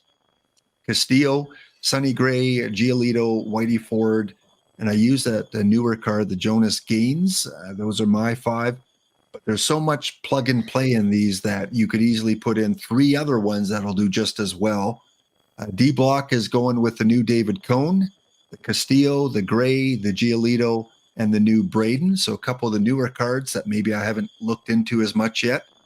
And D Dempsey is going with a Lemongello, the Messersmith, the Castillo, the Dave McNally, and the Dave Steeb. And remember, Dempsey won today's brunch, and his player of the finals was Dave McNally, I believe. So we may have to go back to that old good and reliable Dave McNally. We'll start with you, D Dempsey, today's winner. A lot of options, though, right? So it's not like these are the best 5, but these are the 5 you're currently going with. Yeah. So you're pitching for bronze. There are a lot of cards you can pick from that are fine to good. This Dave Steeb card is the last man in, and he will probably get bounced for either the Braden or the Cone. But the rest of those cards are fine. The Messersmith is a really nice card. He has those reverse splits, if I remember that card correctly. And then the Dave McNally has always been very good. And he still is okay. He's not the worst card ever. And I like the Luis Castillo card. He does pretty well. And D Block, you're trying out 2 of those newer cards, the Cone and the Braden. I don't know if you see much data from it recently, how they're doing, but not yet. Not I haven't yet? seen much Okay. data yet. Yeah, but yeah, I before I did have the Messersmith in there, but I really hate that card. It really tanked me in the PTCS. Gave up so many home runs. Yeah, I didn't use him in the PTCS, so yeah, that really. Since then, he is really in my doghouse. You can go whatever you want to, and you're not going to play with me anymore. I like the reverse splits. I like there with the Messersmith, but yeah, it's he's not going to play for me anymore. And I try to, with that experience with the PTCS, I'm trying to get away a little bit from the PBAB thing and concentrate more or get a more balanced thing with my pitchers. Have more look at the home run prevention. Have look more at stuff instead of just going with the PBAB, and especially when we saw how good the Cliff Lee card was. Yeah, and notice none of us have Cliff Lee in our starting lineup. Doesn't mean we don't have him on the team. We just don't have him in our starting lineup. He plays for me. He usually is my stopper or closer. He plays one of those things for me. But yeah. And I never used to be a Whitey Ford. Like, he was never in my lineup until recently. But looking at results from the laptop daily and looking at results from some of the bronze tournaments, I'm finding he performs like really well. Like, I see him at the top of the leaderboard in a lot of tournaments. So I thought, I got to try him out because maybe he's an understated card that people are just not using much. And he's been really, really good for me. Same with that Gaines card. A lot of people don't use him as a starter, but he's been successful. And as D Dempsey mentioned early in the show, if it's not broken, don't fix it if you're having success. Yeah, I like the Whitey 4 card. Yeah. And then the problem with it is that he's got low control, and eventually you're going to run into that game where he walks like 12 batters, and then he goes bye-bye. Yeah. But he's a do you- fairly old card, isn't he? I mean, I Yeah, think he's older. he's from the start of the game, from the beginning Can you of the bring him cycle. up, D Block, on your screen? Always. Let's check out. Because that's one reason I don't have Cone starting is because of the control, but I can't remember what Ford's control was. 46. So it's not that bad. He was one of those in the summer or like June, July. He was one of those pitchers who had basically those high PBAB but low control pitchers who had basically the most. Really, September 7th, I really thought he was much older than that. Yeah, he was good for like 2 weeks, and then. Okay, and then he but went- at that time you were running control guys of 30, Right. something like that. And I remember that you were saying that your control cutoff line is like 40 at the time for your pitchers and in the lower levels, and he was just above that. So I played him a lot in at that time. But I could have sworn he was there in June and July. Huh? Very interesting. Can you bring the Thank you, Cone Spora. one up? The Cohen, yeah, sure. Wait. Let's take a look at that Cone, because I know he had low control as well. You got him in your bullpen there. He was? Yeah. There he is. There you go. See, Basically same control overall, but lefty's only 39, so a little different there. Yeah. Splits towards the righties. Yeah. So it was, for me, it was either Cone or Ford in my starting five, and I went with Ford. Again, just a little bit better control. And like I said, I just see him doing well in tournaments, so I'm figuring I'm going to go with him for a while and see how he goes. Can you bring up the Braden one too, which is a newer one from the Treasure Trove? Do I have him here? Yeah, he's your number 4. There he is. Yeah. Yeah. Interesting for him too is that he's lefty. Right. That was Braden, right? We don't have a lot of lefties there. That is one of the things that the McNally always had, of course, for going for him, that he was one of the very few lefties that you ran. We now have some more with the BREF cards, not the Bartolo, the Donatello Willis card is lefty. Yeah. Too. Yeah. So we have some more lefties now, but still they're really in the minority. And for those joining us, remember, we're looking at the bronze brunch where you're not allowed LEs, you're not allowed SCs. So that's why we don't have Willis, we don't have Cologne, we don't have, some of those other cards you play in other bronze tournaments. We don't have Ozzie Smith, again, Suarez. We're looking at just the bronze brunch right now where you can't use those cards. One more to bring up. Can you bring up, someone mentioned in chat, I'm curious to see him because I have seen him quite a bit too. Where is it now?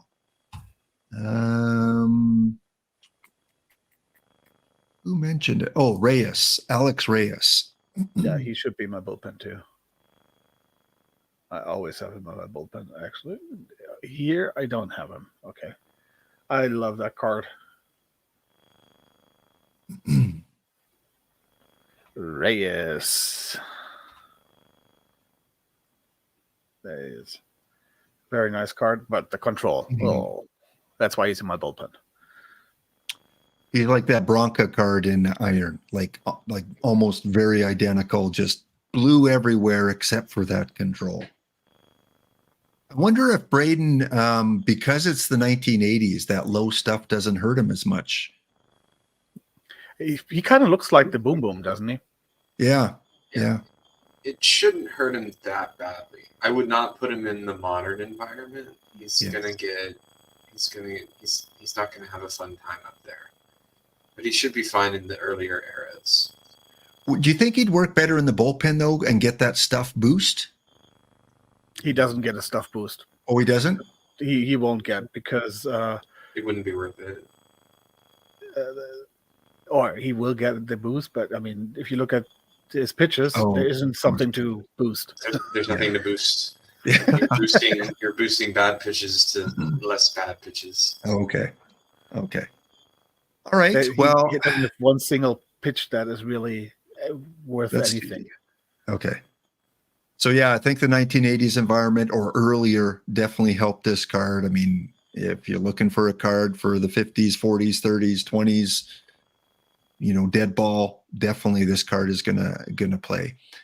Okay, let's go on and take a look at our high leverage guys, our guys in the bullpen. We're not going to show you all our bullpen guys because there's just too many cards there. My high leverage guys, I use stoppers for this tournament, 8th inning or later, and I've got Jared Burton and Cliff Lee. So this is where I do use Cliff Lee. I find him more effective for me, more consistent for me in the bullpen. So I've got him there, both of them stoppers. You use as your closer right now, you're in the closer role for Johan Santana, and D. Dempsey goes by committee. D. Dempsey is going all middle relief.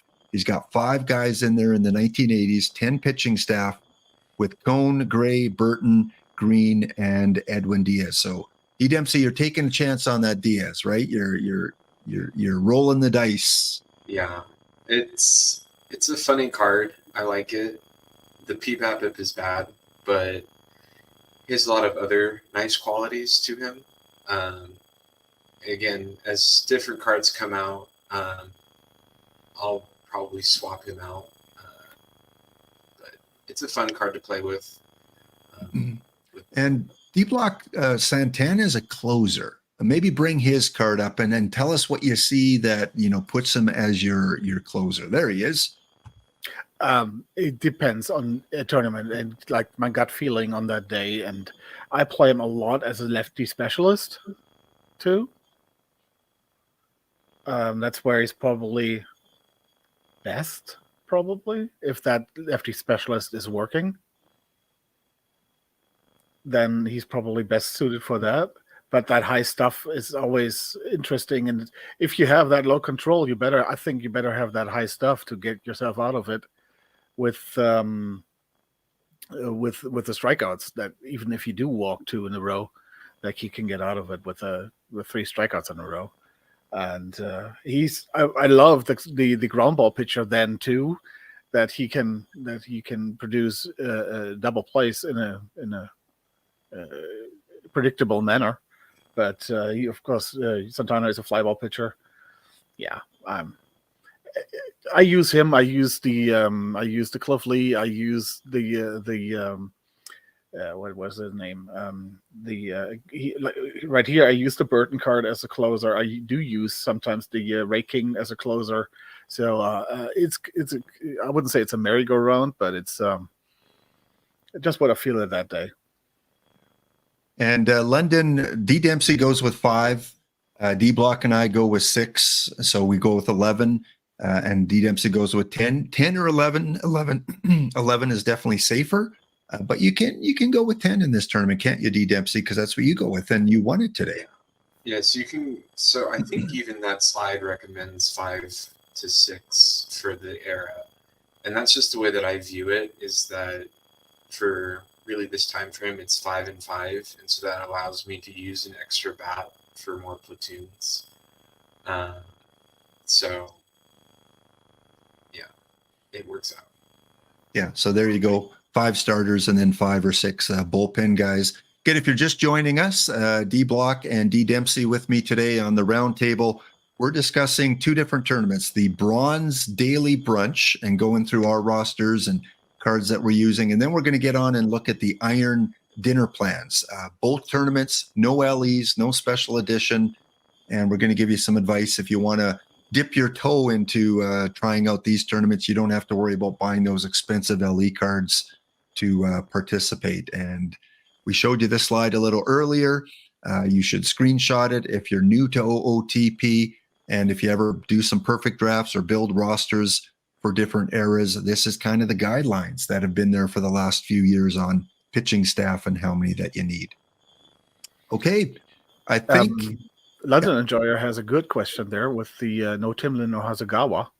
That is a pretty good question because those were stables for a long time. Yeah, Hasegawa is not eligible here. He's usually not on my bullpen anymore, neither. But just because there are so many cards, I think if you still run him, he's a perfectly good card. Shigetoshi Hasegawa is if you run him, you don't make any big mistake or anything. You just fell out of my rotation there. And with the Timlin card, if you just show my screen, Yep. this one here. I'm sorry. He's not. The control and the PBABIP are really nice, but then That There's Homeland that- Suppression today is we have so many good cards that are just better than this here. I'm sorry. Although It in would the be fine in 1980s, Deadball. you could make a case in the 1980s to play him more than you would anything after the 80s. Yeah, of course. You further you go down, the less important this becomes. But it was in the PTCS before the last. I just remember that I got killed with him with home runs, and the only home runs that were given up by Mike Timlin. If he would have that against lefties, I would actually think about it a little bit more. But against righties, nah. Yeah. Okay. And again, just want to kind of show you what we're dealing with here. This is the tournament that we're talking about. That's why we don't have Hasagawa and like some of those pictures we talked about with Kalan and with Dontrell. Can't use them. You can't use the LEs or the special editions. You can only use anything that's not involved in that. And it's 1980s, 1982. So it's the defensive era, and it's best of 5 with the DH on. And it's always in Arlington Stadium, so you don't have to worry about revolving ballparks for this tournament here. Okay. I think I think we're good here. Let's go back and bring this one back. So we ended off with looking at our high leverage pitchers. Now we're going to show you kind of a total overview of all the cards all three of us have somewhere in the lineup. These are the cards we share. Quite a few of them, 9. 9 of the 26 cards, all three of us have somewhere in the lineup. And I don't think you could argue against any of them. I think they all serve a certain purpose there. And so for our meta, for the bronze brunch, it would be these 9. For me, I probably like the Brock Holt. I probably see him as the most valuable card on here. D-Block, if you had to pick one, which is your MVP? Bob Horner. Horner? And Dempsey? It's still the Horner. If you don't, for this tournament, you have to have him. Yeah, I agree. Yeah, that's probably the best card. My favorite, though, is the Brock Holt. Just you play him everywhere. Brock goes anywhere, except he's not a dink mothel he can't catch. So, okay, next up, we are going to take a look. D. Dempsey has compiled, or not D. Dempsey, D-Block has compiled a list of some cards that were on none of our teams. None of us had certain cards. I think that Billy Hamilton early 1900 one is one we could consider. Any others, D-Block, that you want to kind of show off that just didn't quite make the lineup? Yeah, I talked about the Brocious card, for example, before that. That Okay. was one of the cards. Brocious Descensus, of course, it doesn't qualify here, but that was one of the cards that I thought it really should be here. The Hinsky card we didn't have here. He should be there definitely. He will make it. Then the Bobby Smith card, I see a lot be run in tournaments still. He's also for third base. He can play second, short, and third base, I think. Not very well at second and short, but he can at least play that. It's a very versatile card, and was a card I played a lot earlier, and he just didn't make it. For second base, I had the Viox card. That didn't make it, but he's just like the Holt card, I think very, very versatile for the infield. A card that I would really love. Does he qualify? I think he's an exclusive, right? I'm not sure about that. Yeah. I think that one was an exclusive, so I'm not. It might be. I made that list mainly because of what options I do have. You see, I do have the Williams card here at first Oh, base and all that. yeah, So yeah, I think that I had the JoJo White card there too. I think I'm not sure if he qualifies. By the way, I would love to have a tournament where LEs are not allowed by special edition cards. I think I don't really see the reason not to have special edition cards in there. They are not with the exception of the exclusive cards, who are like the DeCinces card is one of them very expensive cards. I think I think he was now over 12,000 last time I looked. yeah. And it's very hard to get one because everybody who has them is not going to sell them, even with the Horner card out now. But that is basically the one exception to the rule. Any other special edition card is not. I don't think there's any special edition card older than a month that is more than 2,000 points, and I don't think that. Yeah, especially those baseball it's a lot. reference Yeah, should be in there. They should be. In the first day and first week, or maybe 2 weeks, they are pretty high, but they are dipping down in the price a lot. And I don't see really the reason that they are hinderness that you have really a big problem getting them. But with the LEs, that's something different. So I wish we would have tournaments where LEs are not allowed, but special edition cards are. Those would be fine with me. Okay. Well, guys, we got to move on. We got to move on, D-Block, because we got to talk iron. And how many of you in chat play iron tournaments? Let's hear it in chat. How many of you play iron, whether it's just the quicks or specific iron, whether it's the live iron cap? There's a lot of different irons that you can choose from. Again, we're going to look at this one here, iron dinner plans. So Cavacom raises his hands. Yeah, Cava's in iron. Jen Tim is in iron. Spore is in iron. Cub fan Steve Tiger Cub. All right. Well, this is another fun one because there's no LE, no special edition, no DH in this one here. So your pitchers are going to hit. And it is always in the 1956 environment. And I showed you that slide a little earlier. That's the golden years. So if you're constructing a roster, no need in having 5 starters. You can if you want, but you're wasting some valuable platoon situations. You only really need 8 pitchers in this environment here. So Ebbets Field, which was used in the last PTCS, favors the lefty BABIP, favors the both home runs, but more the right-handed home runs. D. Dempsey, you said you don't focus a lot on this, but because it's consistent, you're probably going to consider that right in your long-term build? Yeah, so the team that plays in this tournament is the TFB card team.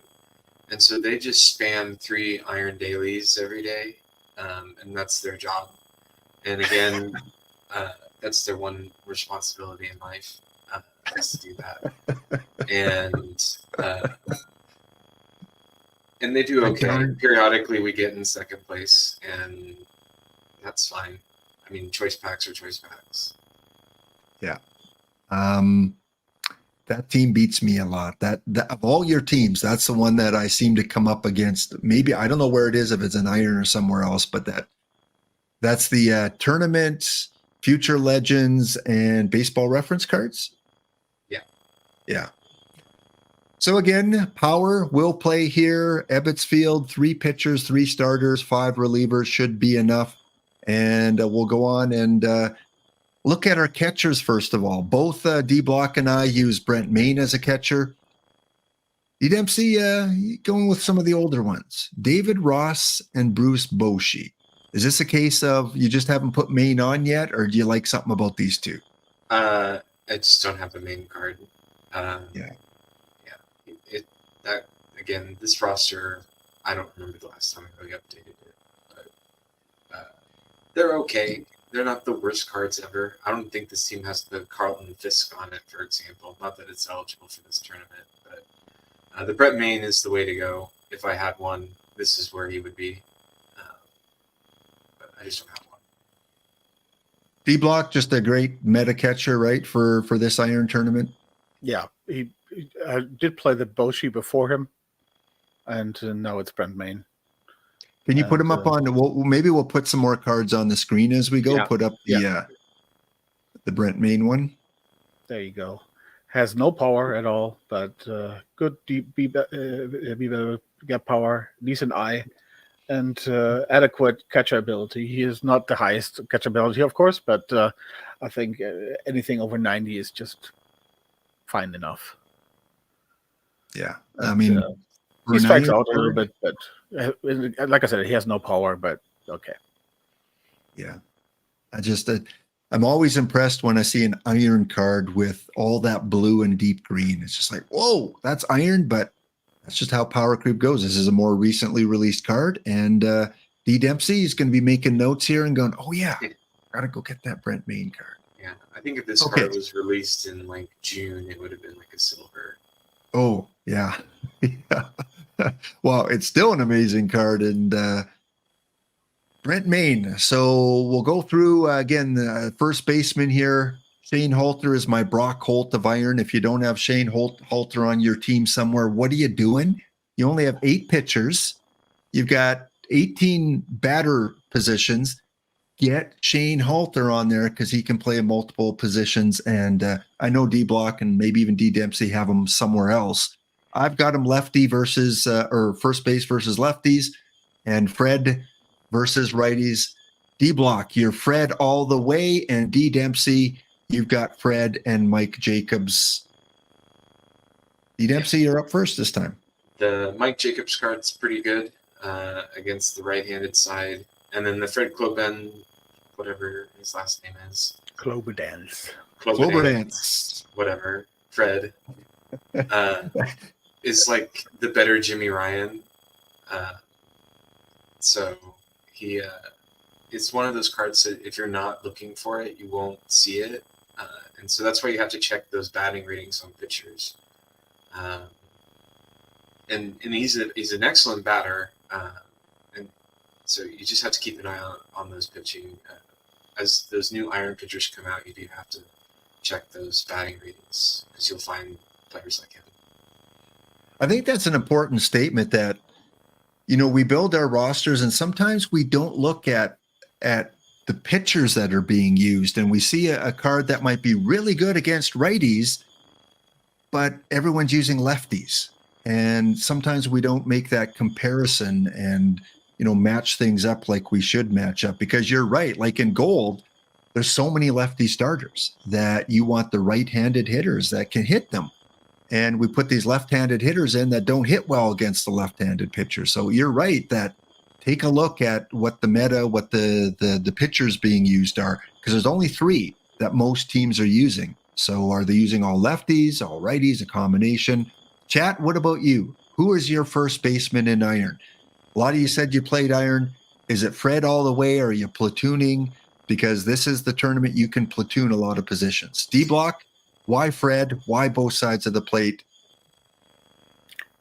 He's right now the flavor of the month for me right now. I could very well see playing Mike Jacobs and one way, and the or playing like the Jacobs Kloberdance platoon, or play a Lamb a Kloberdance platoon, or play an Olsen Kloberdance platoon.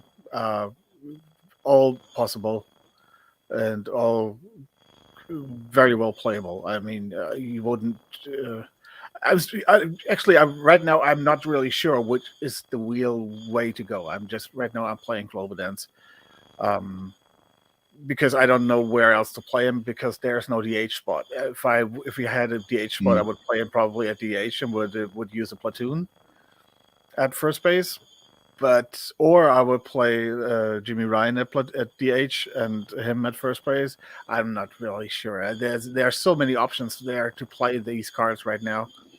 But right now I'm playing the Kloberdance. Maybe bring his profile up too, just so we can get a quick peek at the Kloberdance. Yeah.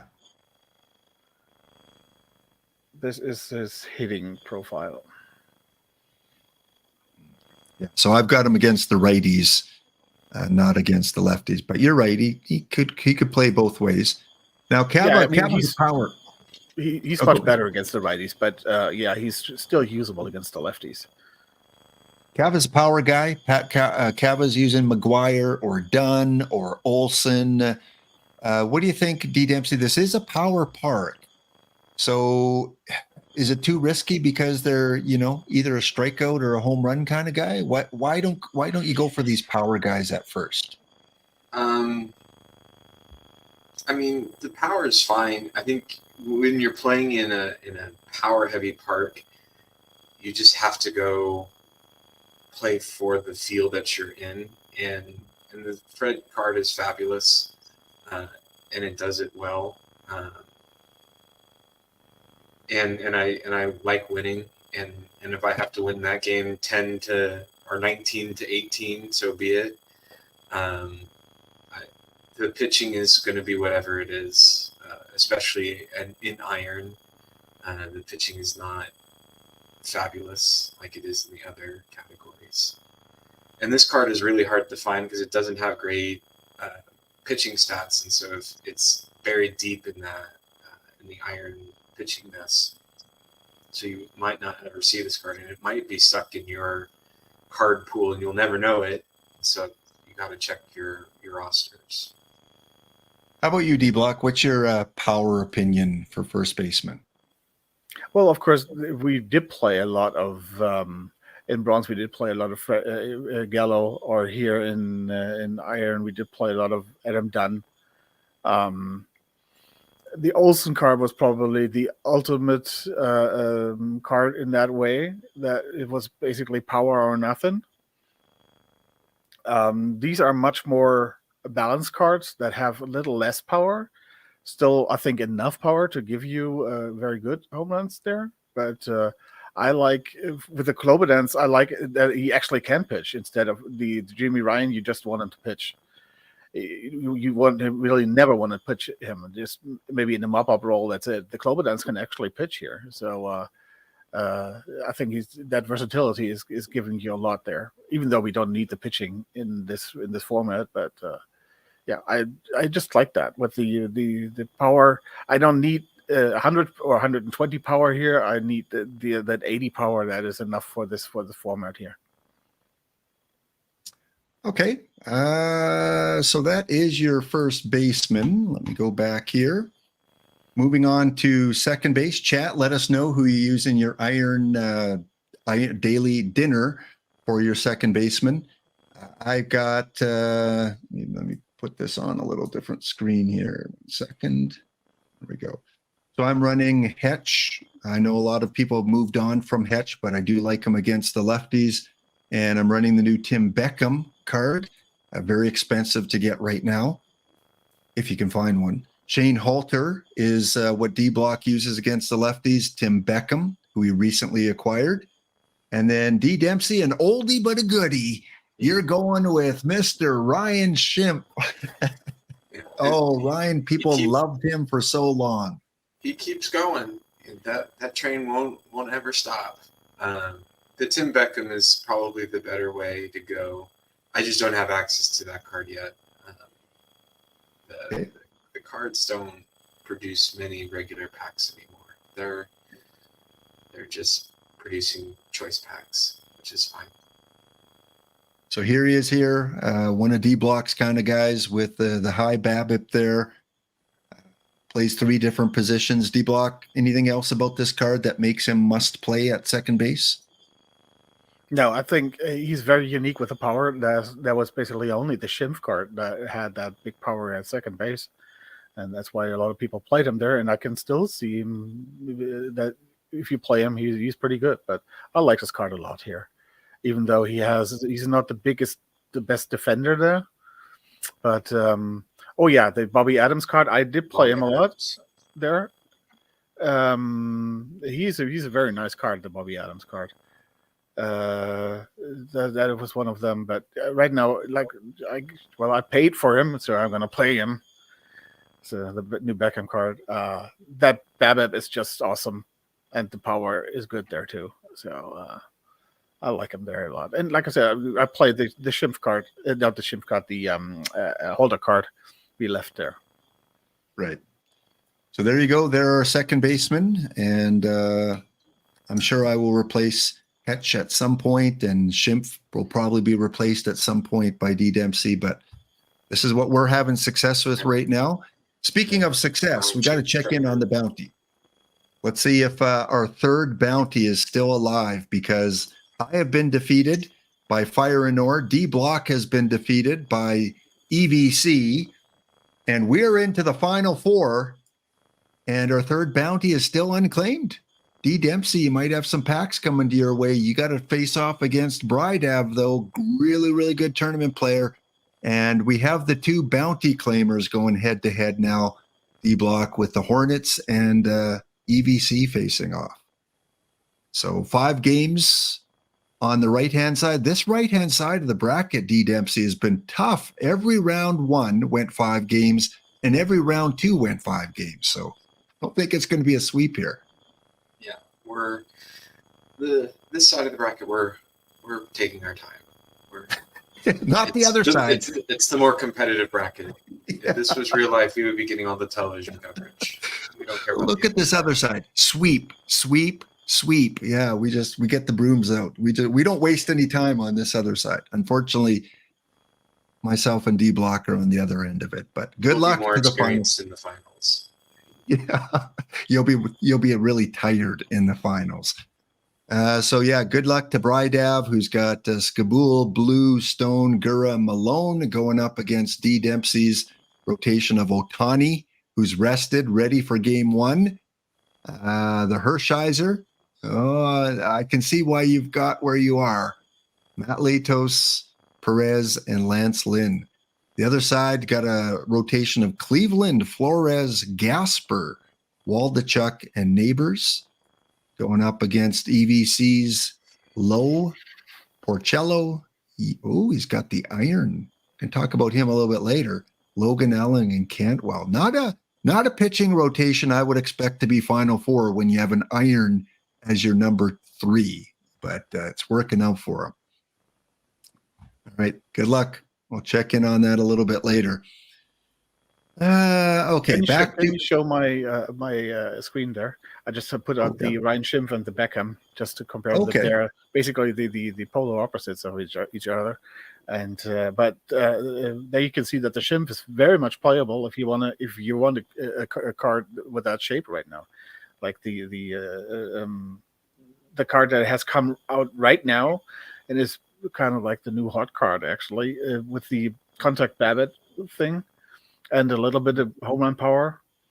But the Schimpf card with the power I thing and the gap power, and not having that big BABIP and everything, but it's kind of like the exact opposite shaped here. And but so you can see that if you want to go that way, it's perfectly fine to still run the Schimpf card. What was the defense again on those two? Comparable. Yeah. Well, D Dempsey, you don't have to spend tons of money. You can run Schimpf until the price comes down on Beckham, because I think I paid about $2,000 for him. Faithful.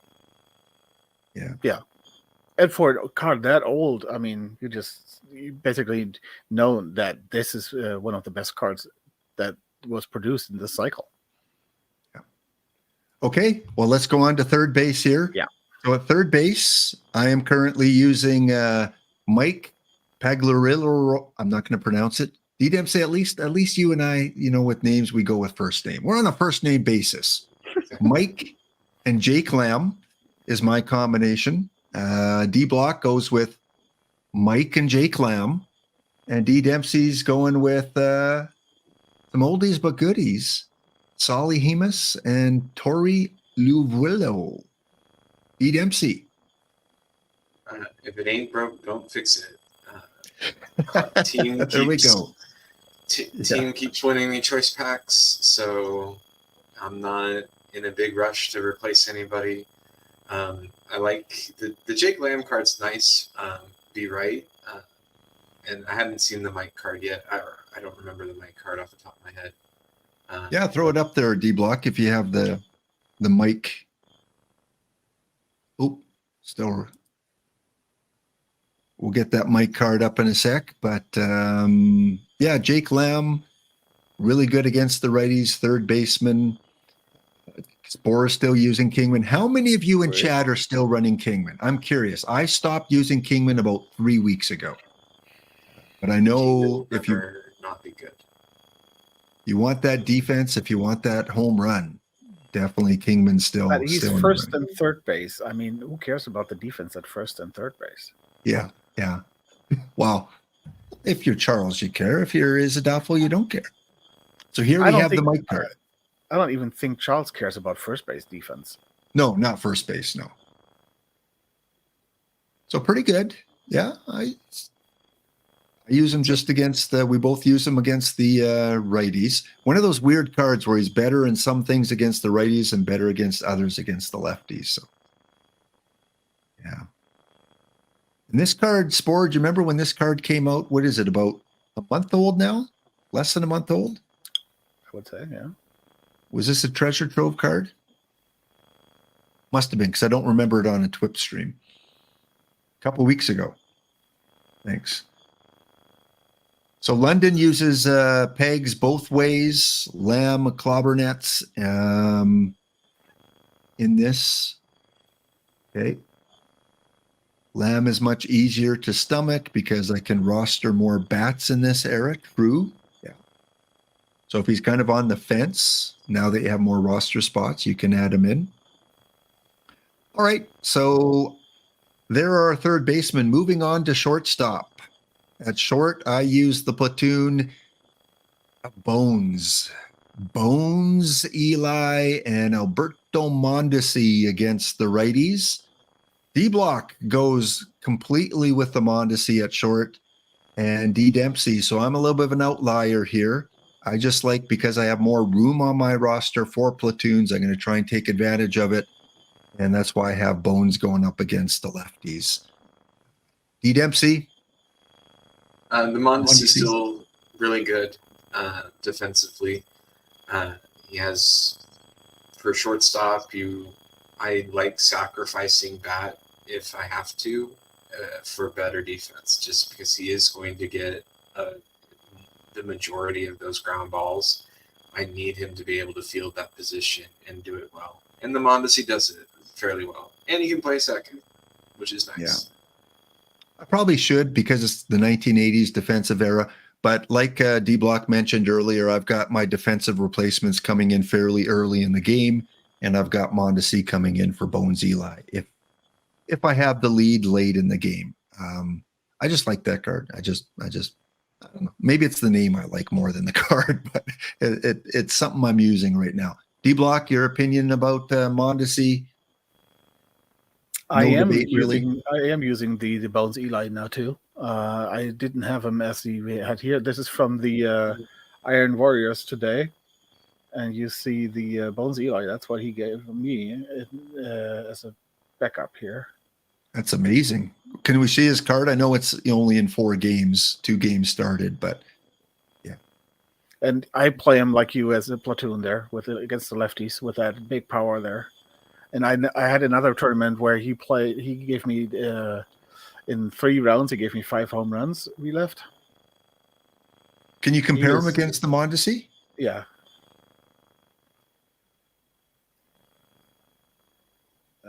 Mr. Audit has a Bones as well that he uses. I don't know if he uses them at shortstop, but so it gets defense. They are comparable. Yeah. Mondesi's a little bit better, but comparable. Mondesi, of course, can play second base too. So you could basically play them both. You could play Mondesi at second and Bones at third. At shortstop, of course. Check the hitting again. Yeah, the batting. There you go. So give and take a little bit. Gap's pretty equal. So you're trading home run power for BABIP, and this is a home run environment, or park at least, not environment. So yeah, I'm going with Bones on this. giving up a little bit of defense, some BABIP in exchange for the home run. Yeah, I would play Mondesi V right, definitely. But V left, I think Bones is definitely is playable there. Yep. He has even the eye is better. Both are pretty bad with that, but even the eye is better, and the avoid K is better there. So you can play them in a platoon there, or you can play, like I said, Mondesi at second and Bones at shortstop. It's very very usable cards there. Yeah. If this wasn't the 1950s and I needed 5 starters and a full bullpen, I wouldn't have Bones on my team because he can only play short, and I'd play Mondesi both ways. But because I do have that flexibility in this era, I'm using them. All right, let's move on to our outfield. In left field, currently I am platooning Reggie Willits and Miguel Dillon against the righties. D block is going with a Rusty Kuntz and Miguel Dillon, and D Dempsey. Was it an oldie but a goodie? I forget. Brian Goodwin. Okay, so you got Goodwin and Craig Biggio. You got a couple of the newer cards here. So we'll start with you. What do you like about them? The Craig Biggio is kind of a funny card. He plays left field pretty well. That's pretty good defense out there. And then the Goodwin card is a very good bat. I like the Rusty card. I used to run that for a long time, but I've now kind of moved on. But I like those cards. Good to know. Might need to crank up his stealing a little bit with Dillon because London is saying he's having some success with stolen bases with him. D-Block, how about you with your Kuntz and Dillon? Maybe bring those up as we kind of talk about them. This is the Dillon card. Yeah, and if you're using him, yeah, you got to steal with him. He is awesome. Basically, if he is at first base, he's at second base. Yeah. Not going to walk much, is he? Yeah, but with that BABIP, if you look at the contact, he doesn't strike out. With that contact, BABIP, who cares that he doesn't walk? He's basically like the Clemente card. Yeah, he doesn't walk that much, but he's still going to get you a 350 to 400 OBP. And remember, Clemente does not qualify for this tournament because that's one of the special edition. That's why we don't have Clemente there. And he has amazing gap power, so he's going to give you a lot of what normally are doubles, but with that speed, are going to turn that into triples. So even his slugging isn't that bad actually. So his OPS isn't that bad, even though he has no power. So I love that card. I played him for a long time, played him both ways. Now I do play with that Rusty card. I just want that. My team was just so powerless, and I just needed some more power in there. So I got the Rusty card in there too. He's just a smidge better against lefties than the Dillon card, but you can play him. There's no shame in playing him both ways here. And community requested card by Dogberry99. So Dogberry99, not only did you get your card, but you got a meta card in this Iron tournament. Maybe bring up the Rusty as well. Yeah. Let's take a look at him. Ooh. So he has a little more power there. Like that Randy Johnson. And he has the eye too, so he can get a base on the other thing. He just they're very. If I compare them, the lefties, you see, he's the gap power is higher for Rusty. Helmet power is higher, eye is higher. So he can give me those doubles that he turns. If he gets a double, Dillon scores definitely. Yeah. Can you bring up the Goodwin card as well, the newer card? Yeah, I don't have that card, unfortunately. I would have played him probably somewhere. There he is. That is my by order here. That's it. If you want 1,500 points, fulfill that buy order by D Block. Oh yeah, very good against the lefties. Again, very back and forth I between the think two. he's not as good as the Rusty, but that's debatable. I think the Rusty is a little bit better. Yeah. But again, you can play both in left field and right field, Rusty. So if you want to platoon both sides, you can play have the Goodwin card in one side and Rusty in the other side, platooning. So it doesn't really matter. This came out Tuesday, yeah. Yeah, this came out Tuesday, the Brian Goodwin. So it's going to be hard to find. There's hard to find it even available on the card shop. There's usually 0 sell orders because, again, people ripping spotlight packs, not as many standard packs. Yeah, even though it's iron, it should be easier to come across. But it's not, because who gets iron cards? It's the PD packs and the Twitch drops from the affiliates. That's the only, basically the only, and the 1 or 2 you get by locking in. Those are the only standard packs where this card is in. That's going to be opened by anybody. So actually, the chance to get a silver card is much higher than this one here. Yeah, or open those silver historicals, and what we need those silver historicals back on the card. Which can you take a look what packs are available right now? Because that'd be a great chance to get a lot of these new iron and bronze. So they do have the historical silver packs currently on for 4,000. Yeah, so. but the 4,000 is that price is. Yeah, it's a gamble. I mean, you pull a Santana though.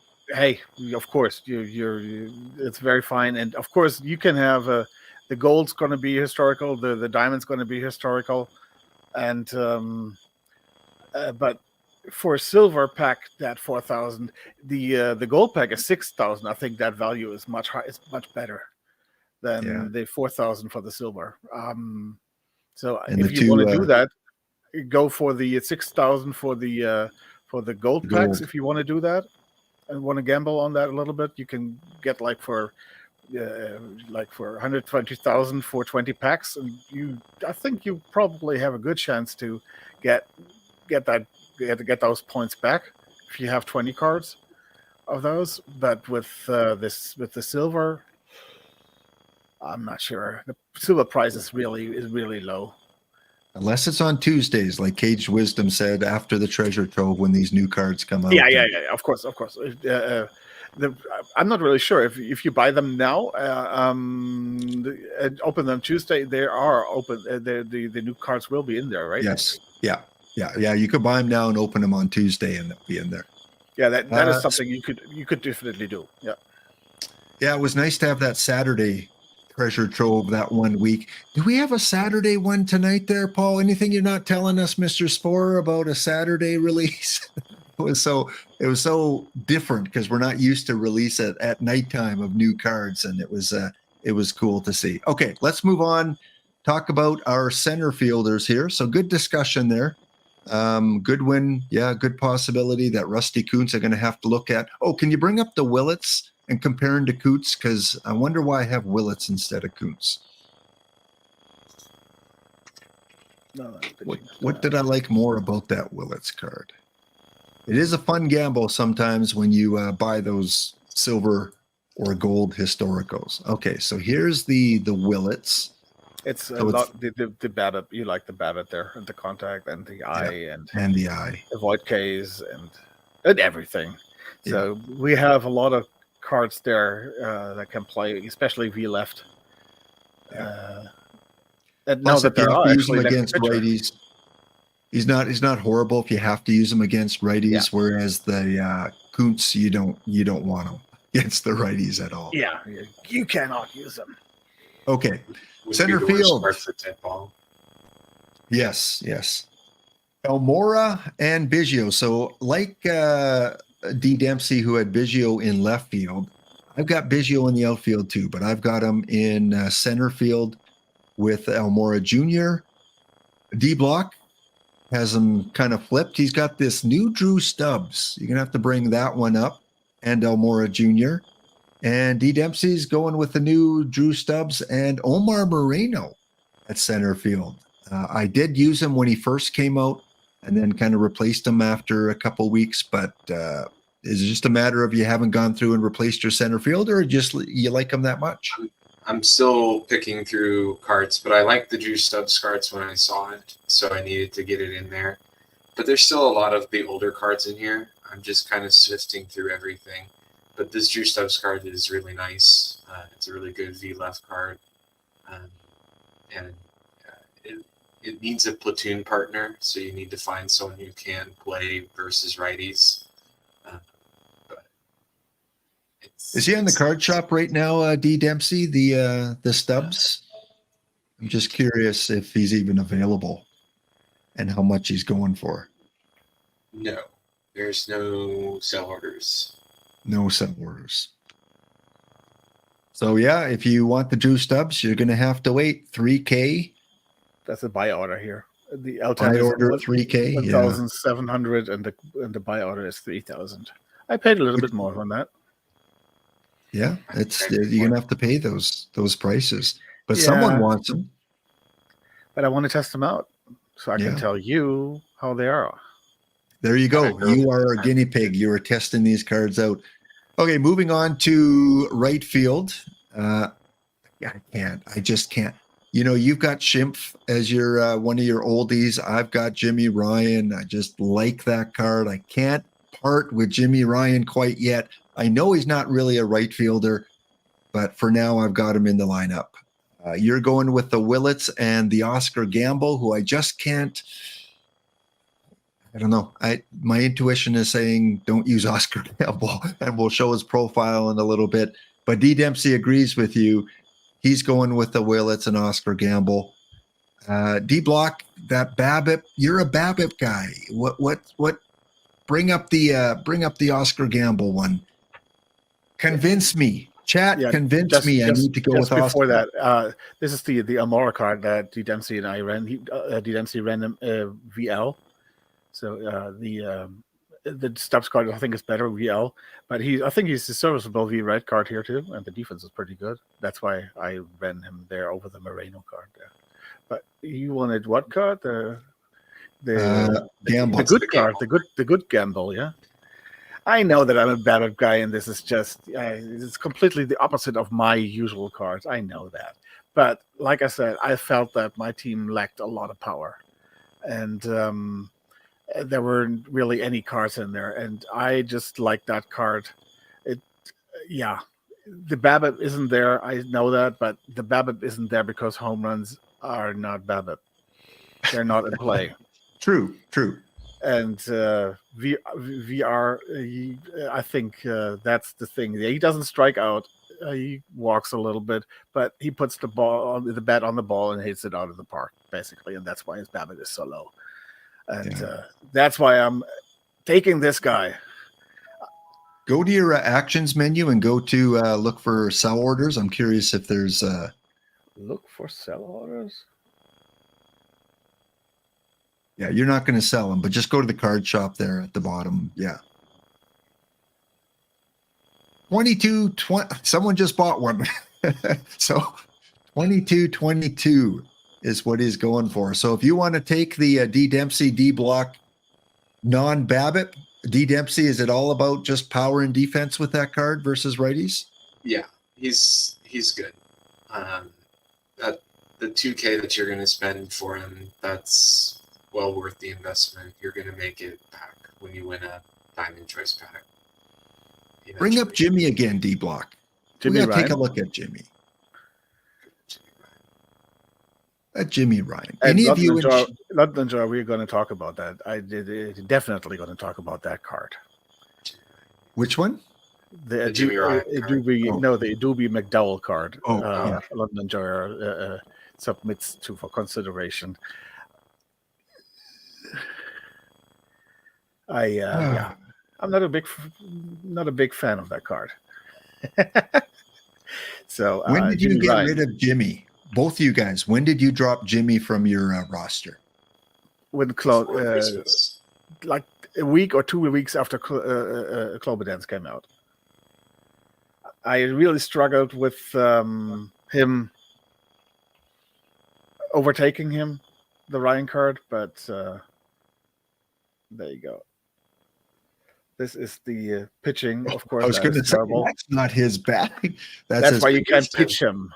Yeah, yeah. But this is his batting Yeah. card, of course, here. Yeah. And that was just awesome. When that card was, I think there's a day one card or something like that. I think so. Yeah.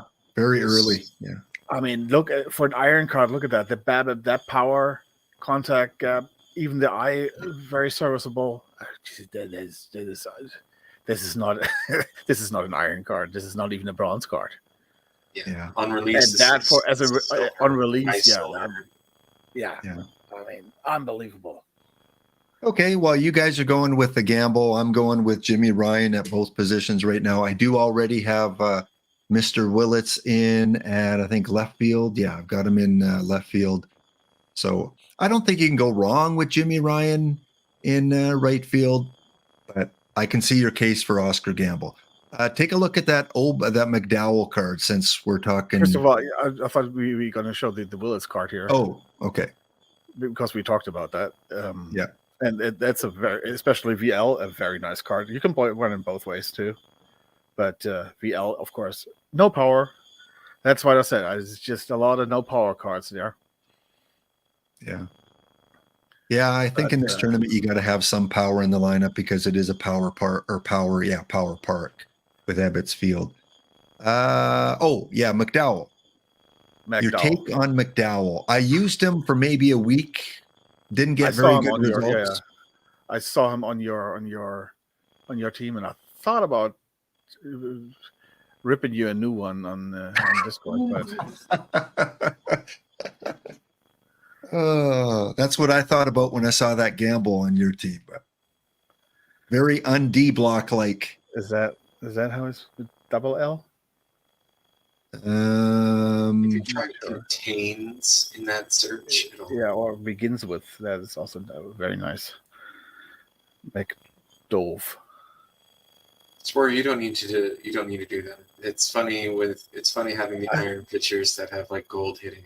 It makes the game more interesting. Yeah, for sure. I don't think I even have that card here. You don't? No, I need to buy it. Okay. Oh. You were going to rip me a new one, and yet you spent 200 points on it. So I can compare it for you, for the people. I spent 195 points just so I can compare it. All right, let's take a look at this. Just look at that card. Oh my god! What is it about that card? That is a terrible card. I did use him for a while versus the righties because of the defense speed. Again, this is the 1980s, so speed and defense are important. So I sacrificed some of the bat. I don't think it's a terrible card. I think for this environment, it's a playable card. I think there are better cards out now, but when this one came out, I think it was a viable option. When did it come out?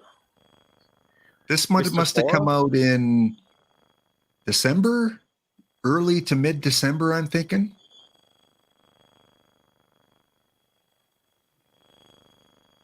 But yeah, against lefties is like the Reggie Willits. It's not true anymore. You don't want to play him against the righties. There's not a lot of lefty pitching going on here. So about 6 weeks old, yeah. So early December, early to mid-December is when this one came out. Yeah, so if you compare that, especially with that defense too, no, the DeLong card is a bad option there. But the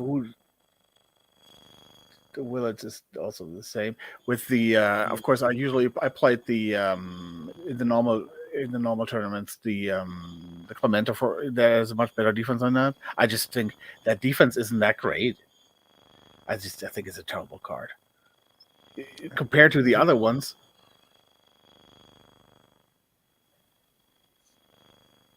I think, if this came out in November and I used it for a few weeks, I think at that time, I think it was a really good option again for this environment and for the era that we're playing in. D. Dempsey, what about you? It's horrible. You would never consider it, or? I wouldn't play it.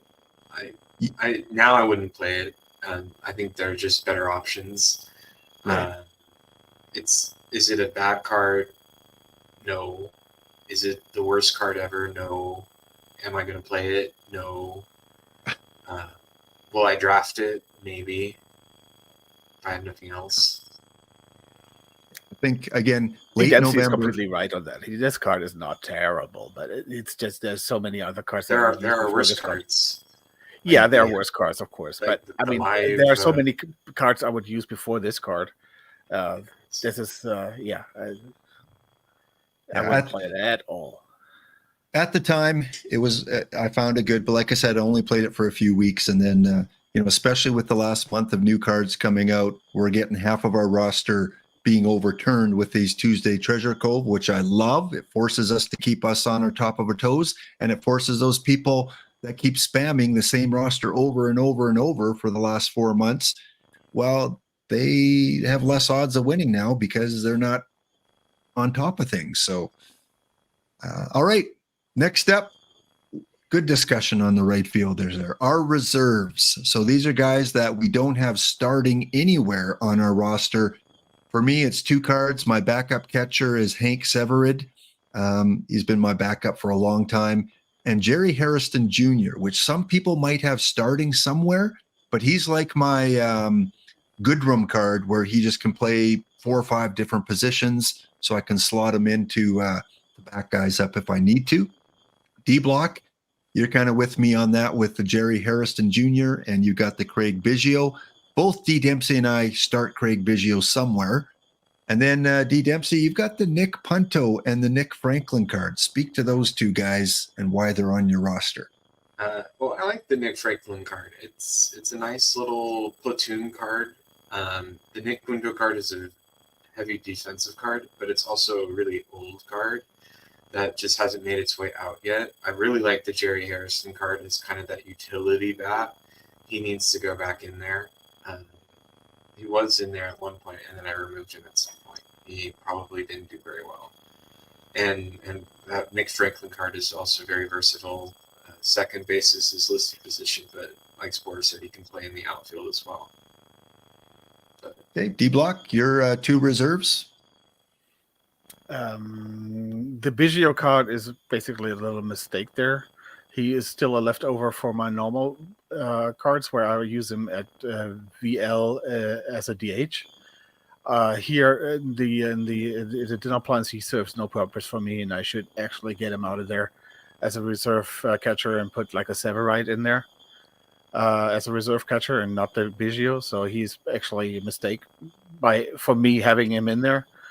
And the Hairston card, yeah, I mean, there's no better backup right now. He's, like we said, kind of like the Piggy or the Brock Holt, somebody you can play at so many different positions there that,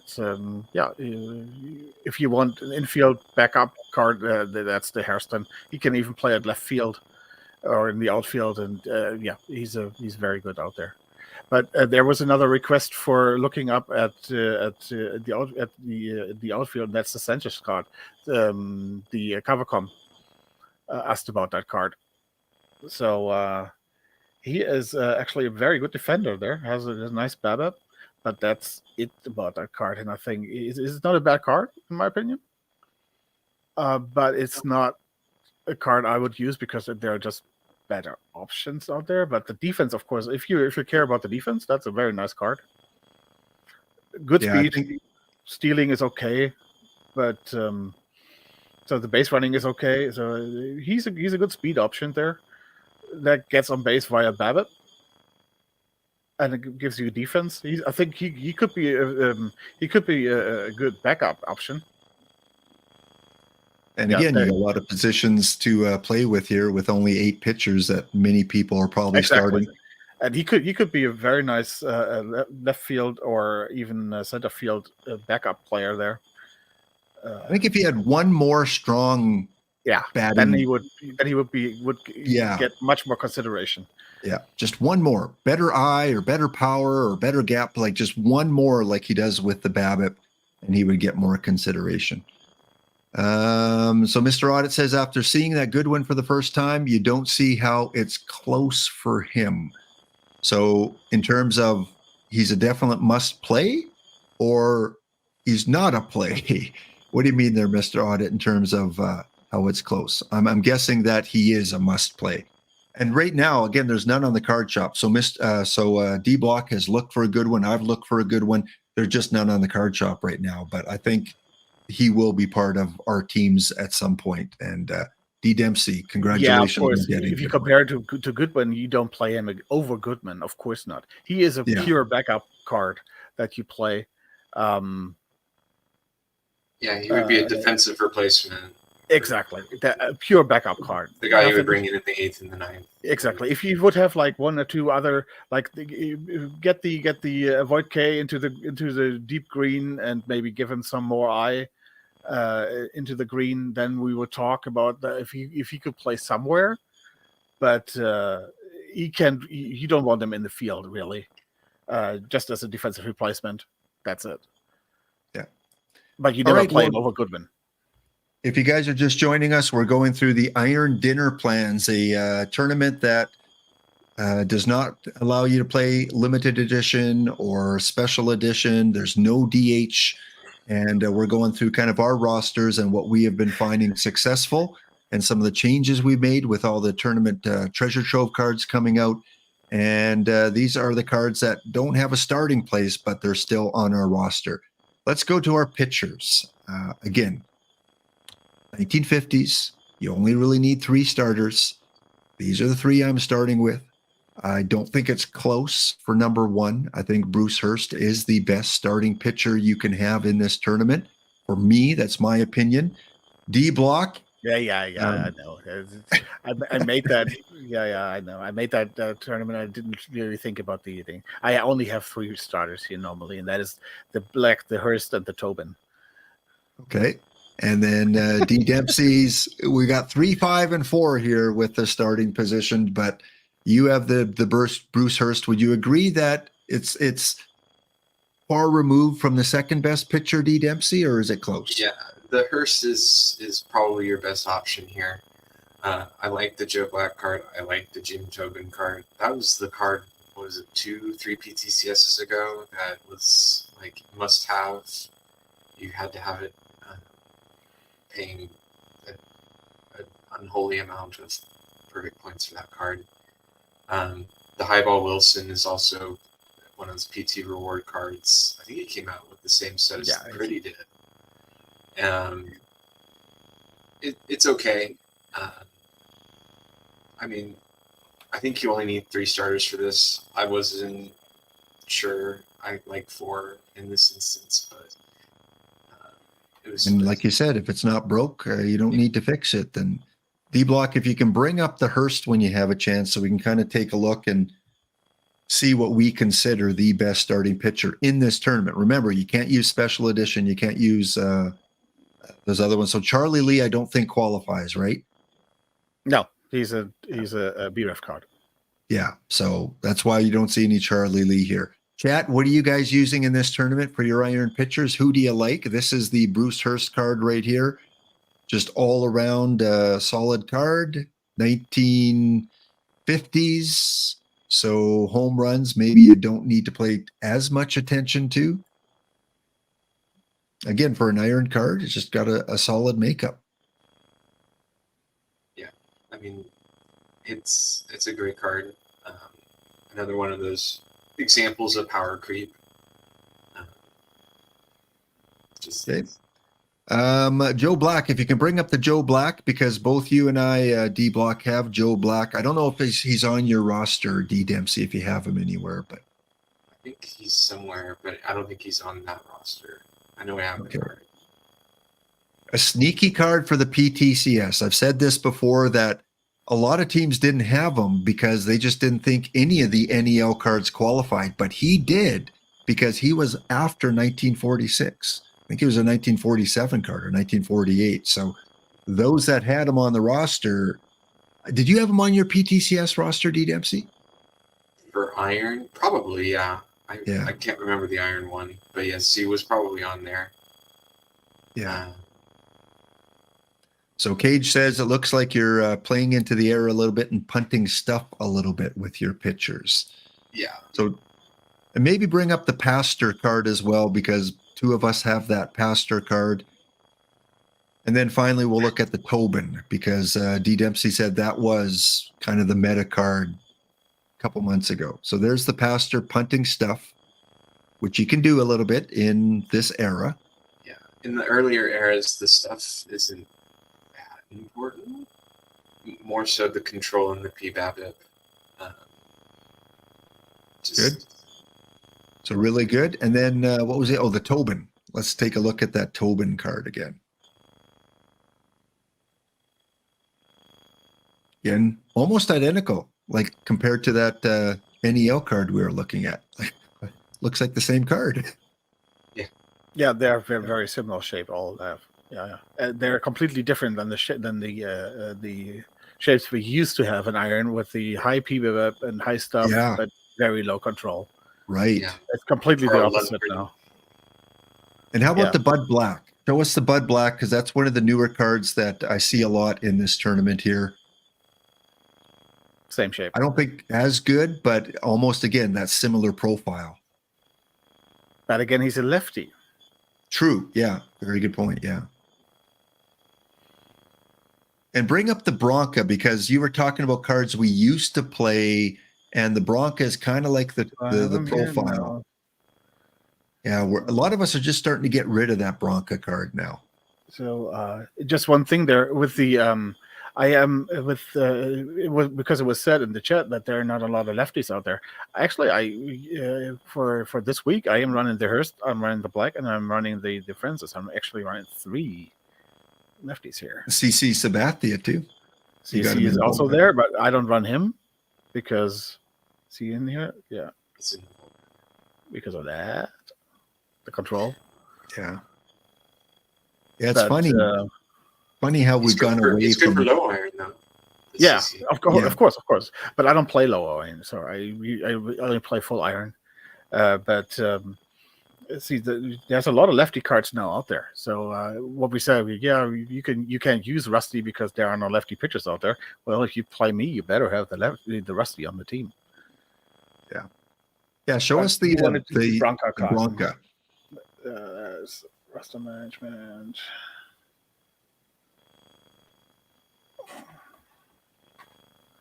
Still very tempting. I had him as a starting pitcher up until very, very, very recently.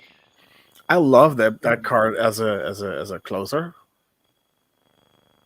Even though he has those control issues, still I think he's a very good closer. I mean, the Bronco card's really good. The You control probably is saw him a what lot hurts in the it. PTCS too. I think a lot of people were running him. Was it eligible? 45 was it 46 or 45 the cutoff here? 46, I think. 46 was the cutoff, so you couldn't So you run would him. not- It was so you just one couldn't run. use him. Yeah, Oh, you couldn't okay. run him. Okay. And that was this card, and then there's of course the other Tommy side. He's the Burns. righty, but there's a lefty out there, the Byrne card. That is Byrne, who's similar. Tommy Byrne, he's a lefty. He's 49, and he was you could run that. You could run him in the PTCS. Right. That's the one I was thinking of that a lot of people were using. Right. This was like Okay. a release card. That was what? I think this was a release card. Yeah, I think so too. I know him ever since I played the game, which was May. So Yeah. Amazing that all that blue and an iron came out back in May, huh? Back in yeah, April. but with that control, yeah. But that is Yeah. how basically every pitcher looked when I That's- started. yeah. In May, yeah. Yeah. Okay, let's take a look at our bullpen. A little bit of our high leverage guys that we use. I'm playing with fire a little bit in my bullpen. I may have to reconsider it, but right now as my stoppers, I'm running Mitch Williams and Lee Smith. It's like, don't just throw one fire at me, throw 2 fires at me in terms of taking a little bit of a risk. D Block, you're going with Carmen Hill, which when I saw that, I went, who is this guy, this Carmen Hill guy? And D Dempsey, you going with your committee team here. You got everyone on middle relief. You're going Larson, Hacker, Yeomans, Lundgren, and Lefferts. And Lundgren has been in since the beginning. Great pitcher, low control. Hacker taking your risk there. I know D Block doesn't like that hacker card. Larson, Lefferts, and Yeomans. Yeomans, I think I have somewhere in the bullpen, just not as a high leverage guy. So we'll start with D Dempsey. Tell us about your bullpen. So I don't believe in the stopper mentality. It's just whoever is ready to go out there. The Lefferts card's pretty good. It's got decent control. The Yeoman's card has like no control, but it's good. The Warren Hacker card is kind of like the Mike Timlin card, but in iron. But it's not the worst card ever at this format. And then the Don Larson is a nice card too. I mean, they're all, and the Carl Lundgren has been a fantastic card all cycle, and probably will continue to be used probably forever, just because he has a ton of blue in his card. Yeah, he was with that group of pitchers, lefty left field, Carl Lundgren, those guys that were all very similar shapes, but all very effective early in the game, and still now. I think I just recently got rid of Carl too. He was always like my number 4 or 5 guy in the rotation for a long, long time.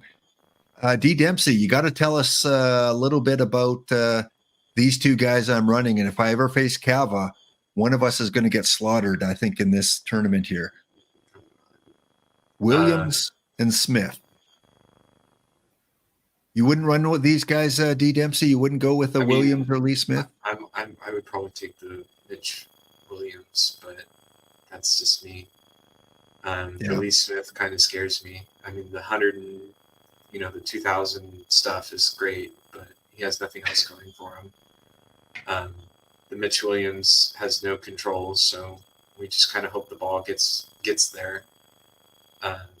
But betwixt those two, it'd be probably the Mitch Williams, but I would probably pick someone else, like anyone else. Scary. They're both fly ball, extreme fly ball pitchers too.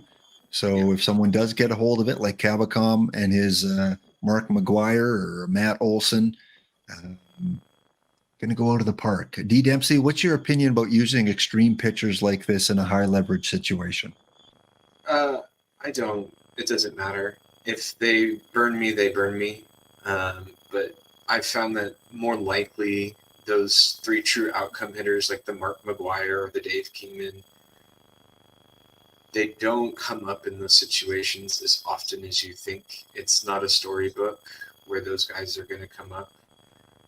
More often than not, you're going to face the defensive replacement, Nick Punto, and then he's just going to get obliterated because he just can't bat against a Mitch Williams-like card. So. D Block, what do you think about this kind of situation, high leverage for these two guys?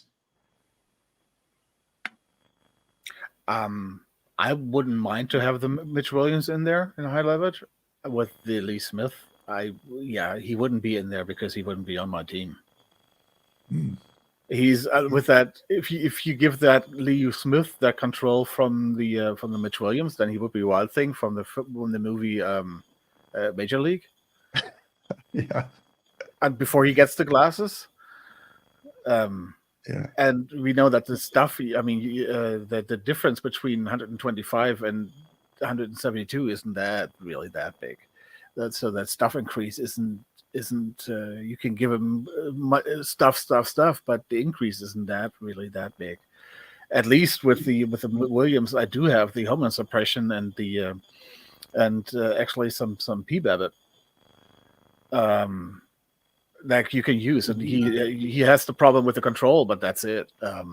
He's basically like the Burn or the Branca card, just much more stuff, so a lot more strikeouts there. Yeah, Chat, what do you? Anyone running Lee Smith out there? What kind of success are you seeing with Lee Smith? Are you finding him more of a dud than a stud when you play him in your bullpen? I see both sides of it. Absolutely, I see both sides, and I do understand that once you hit a certain amount in stuff, anything higher really doesn't make a huge difference after a certain point. But Chat, what are you finding for your relief guys? I just have fun because you never know what you're going to get one game from another. But in a PTCS, I'd seriously consider being with a safer card at my high leverage, for sure. It's a fun card, definitely. I mean, it would be fun to test it out, but I wouldn't have a lot of yeah. And Carmen Hill, bring up expectation. Carmen Hill because I'm curious what you see in this guy for your stopper. I started Carmen Hill for a long time. He was with Highball Wilson and Carmen Hill. That was my 1-2 punch in iron for a long time. One of the formats was like dead ball iron open, and these two would just like completely own everything.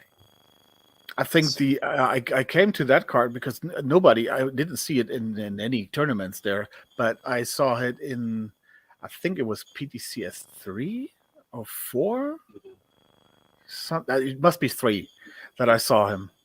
That the winner had him on there, and I just thought, okay, if he wins a PTCS, I'm going to try him out. And he was basically he and Highball were basically the guys that got me away from those PBAB, high stuff guys, and more to a more balanced guys who have a lot of control. And I noticed that these guys have a lot of success with that control and more balanced shape. And these guys put me onto that, and I actually the stupid AI put him as my closer, and I didn't really notice it, and ran it for a few days, and he had a lot of success there. So I kept him there. He's very rarely blowing some games for me and blowing some leads for me. I could use him as a stopper too, and that's why I use him here. So I can use him like a 2 inning closer. Because of the high stamina, because he is a starter. And if you would have asked me before with that card shape, I wouldn't say no, he's not a good closer, but he's working out for me. It's nothing more I can tell about that. And Cubs fan 23, Steve, you're right. In this area, you can punt on stuff a lot more. That's why a lot of our starters, like your Pareda and who was the other one? Bud Black, I think, that had similar profiles, don't have as much stuff. So, yeah, you're absolutely right. I probably will get rid of Lee Smith. He's probably my biggest question mark right now. So he'll be first off the team if I see some results that don't pan out. Just I don't know. It's a fun card to try out. All right, so those are our bullpen guys. Oh, the bounty. Let's give you an update on the bounty. We're off to the finals, and D. Dempsey, unfortunately, you are not there. All bounties have been claimed. Don't look so sad, D. Dempsey. Cheer up a little bit. Your Rangers won the Tigers. Your Rangers won the World Series, and it didn't go 5 games. Oh, well. So congratulations, the Blue Hornets, who beat me in the first round. They claimed one of the bounties. So Fire and Nora, good stuff. EVC, who defeated D Block, claims the second bounty. And the third bounty claimed by Brydow.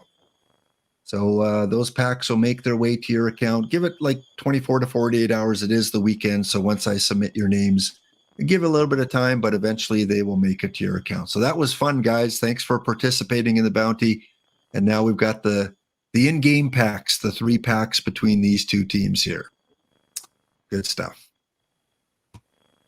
Okay, back to wrapping it up. Are you guys good? Okay on time still, D Dempsey and D Block, or you got to run quick, or you good?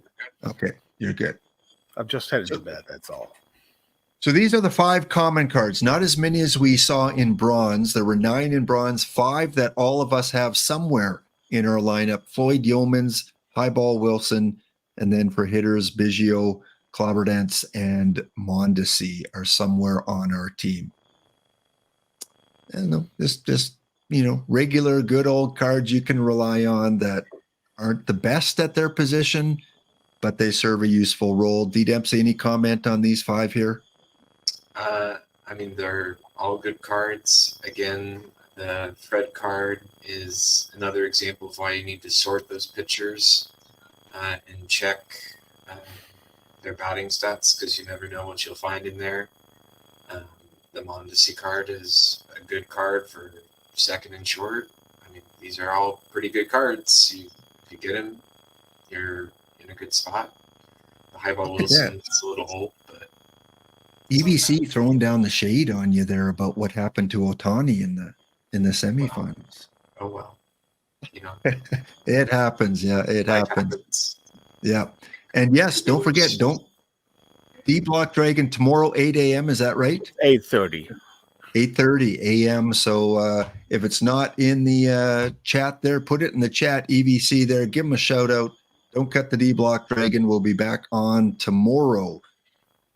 All right, next up, today's laptop bounty, or yesterday's actually. Yesterday's laptop bounty was an all Oklahoma affair. These Oklahoma GMs are starting to take things over in this tournament. We had Wildcat Bandit going up against Makadkar, both from Oklahoma, and it was an interesting path to the final for Team Oklahoma. They were up against GT Sundown's team, and in the semifinals, GT won game 1, game 2, game 3. And can you imagine a reverse sweep? We never see that, do we? Reverse sweeps. Don't remember me. But Wildcat Bandit came back to win game 4, 2-1, and then just cruised the rest of the way, 5-1, 5-2, and 12-1 in game 7. Whereas Makadkar, who I know listens to the streams and is in the Discord, and just one of the best, if not the right now at this point in time, he is in January the best player in this tournament. He swept the semifinals against the Winter. And then they go to the finals, and Team Oklahoma, in this case, goes to Wildcat Bandit. He is the best of Oklahoma on this day, and it goes another 7 games. And this time he doesn't reverse sweep, but Wildcat is down 3-1 against Makadkar. You don't beat Makadkar often when you're down 3-1. And he wins game 5, game 6, 2-1, and then game 7, 5-2. So congratulations, Wildcat, if you're still around, on taking yesterday's tournament. And this is your updated standings, not including today. Almost in the bag here. There's still 5 tournaments to go, so 20 points up for grabs. Wabanaki Passamaquoddy in first. Ricky wants to play baseball in second. Team Oklahoma in third. And then we do have a couple other teams that, if they go on a major run, can still take first place. So 20 packs will go to. Yeah, Mile go High ahead. Mayhem won today. You may have won today. Mile High Mayhem won today. Oh, so there we go. There is our laptop daily final from today. The Dodgers, again, always a good competitive team. Weasel almost got to play himself. Almost got to play with yourself against each other in the final. But Mile High Mayhem. So that's going to give Mile High another 4 points. That's 15. He now vaults into second place overall. Second game for Mayhem? So Semifinal, okay. So they beat the Eagles 4-1 in the semis. And Weasel News. Whoa! Look at that 11 in the 11. 15 runs. That's a GT Sundown Spore that runs this team. Do we need to ban this guy for running up the score? What does the bullpen look like?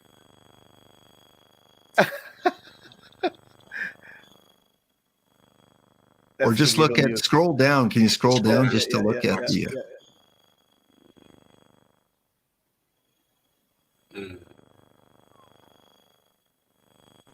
Oh, yeah. There's a problem with that. Julio Teheran was in there. Yeah, that's not going to work. 6 walks out. Wow. 15 runs in extra innings. And only 2 home runs. Yeah, this is one of those one-off games. We don't see these happen too often. No, that's just a weird one. 15 runs. Did he have positional players pitch? I forgot to check that. Did you have positional players pitch? Who is that? Yeah, Bill Ellman. But he didn't give up any runs, so you can't blame No, him. he only gave up a walk. That's it. Wow. And he got it out. So I mean, Jeez. Daisuke Matsuzaka gave up 6 runs without getting an out. Man. And who did Mayhem beat in the finals? Me. Oh, so who is in the other semis then? Who is the fourth team? Me and Oh, so you got okay. So he beat me in Mileham and Mayhem beat me in the semifinal, and I beat GT. Drink up, guys. Synchronicity. You played each other in both semifinals, and you met each other in the finals. So the team that needed the points got the 4 points with the Mile High Mayhem, not the Leviathan. Yeah, this is actually now my 11th final in a row that I lose. Really? Yeah. I am on an 11 final losing streak. Holy smoke, that's got to be a record. Is this across all types of tournaments? All types of tournaments, yes. But the last 11 finals I was in, that's like for the last I think last 10 days, 13 days. It could have been my best streak ever, but now I'm on 11. I could have won 11 tournaments in 10 days or 13 days or something like that. But now I am on an 11 final losing streak. Wow. It's kind of like Laptop's record against me in tournaments.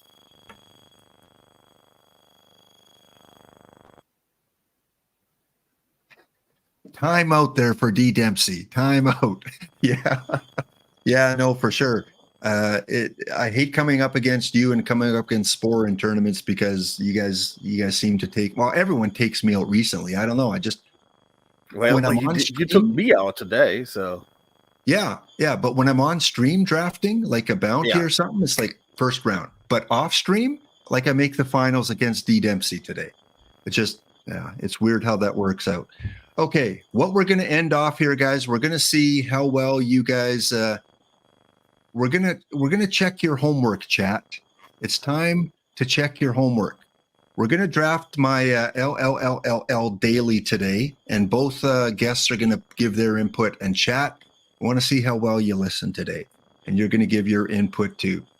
So let's fire that up and draft the team for tomorrow, which means I'll probably lose round number 1 to Spore or to D Dempsey. I don't know if you're in this one yet today, D Dempsey.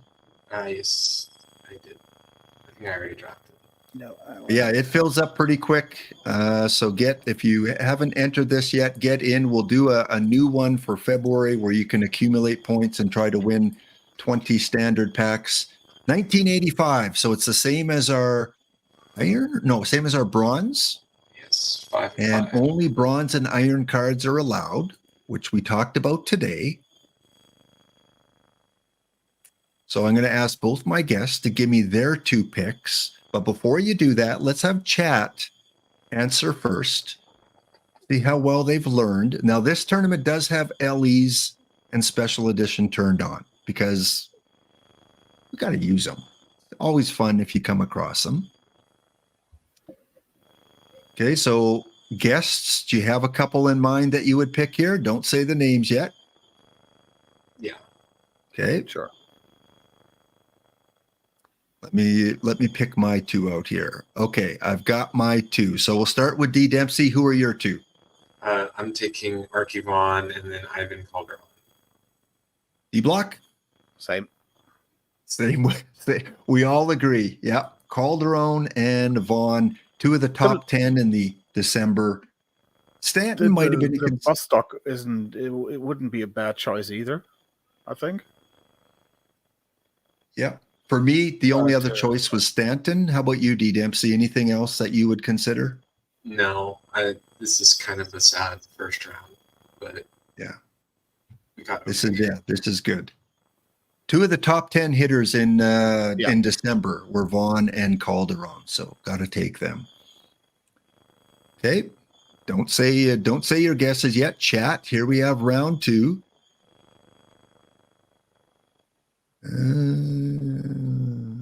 Okay, I've got my 2.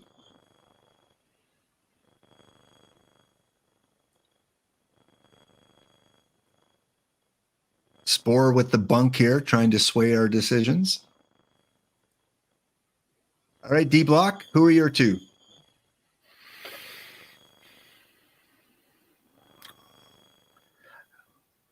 I'm not sure really. If there are 3 cards that you can draft, that's the Bogarts, that's the Bobby Smith, and the Steep. Yep. Got punished for picking the Vaughn.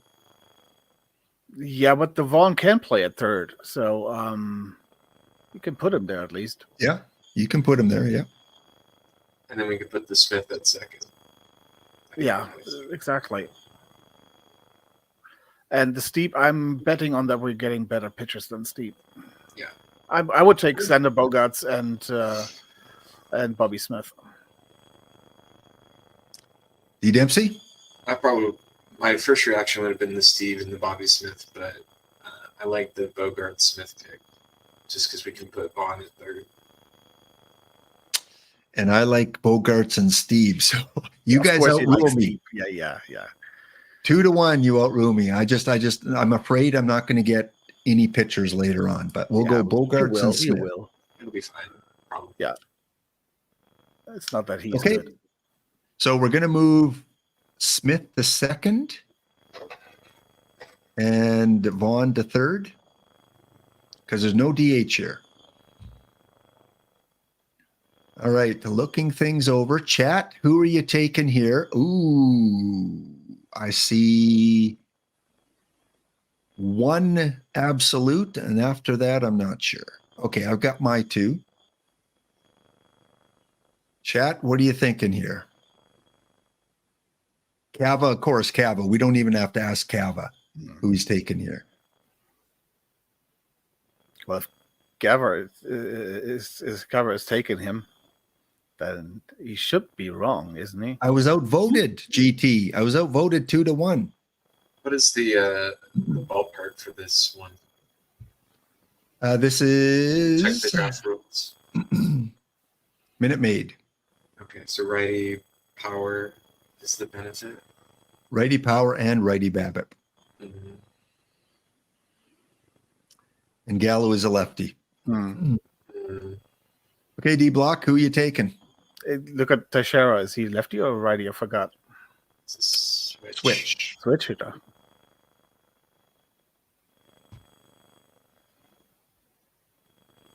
I say Teixeira on Bobby Brown. Yeah, I think Brown's the pick number 1. Yeah. I would be hosted in with the Gallo, and I'd probably go to Shara.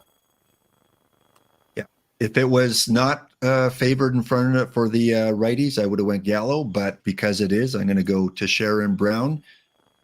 D Block, you okay with that one as well? That's where my picks. Oh, was it your picks? Okay. Yeah. All right. So we're unanimous on that one. Okay, chat. See, EVC, you're learning something. You learn about the Bobby Brown. Yeah, he was the one that jumped out to me right away. He was a must-have. Brown over Dave Steeb.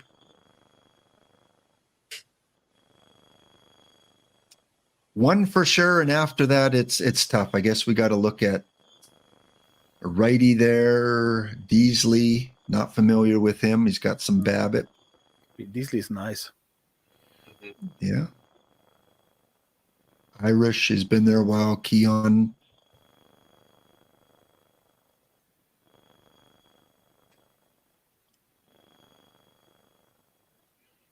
I really like that Broxton card.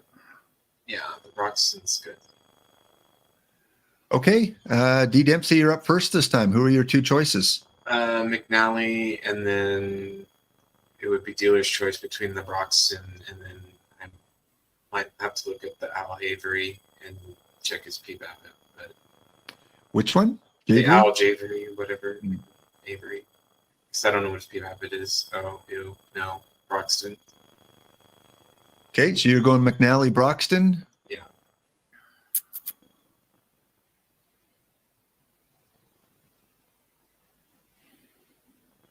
I really like the Deasley card. McNally is for sure.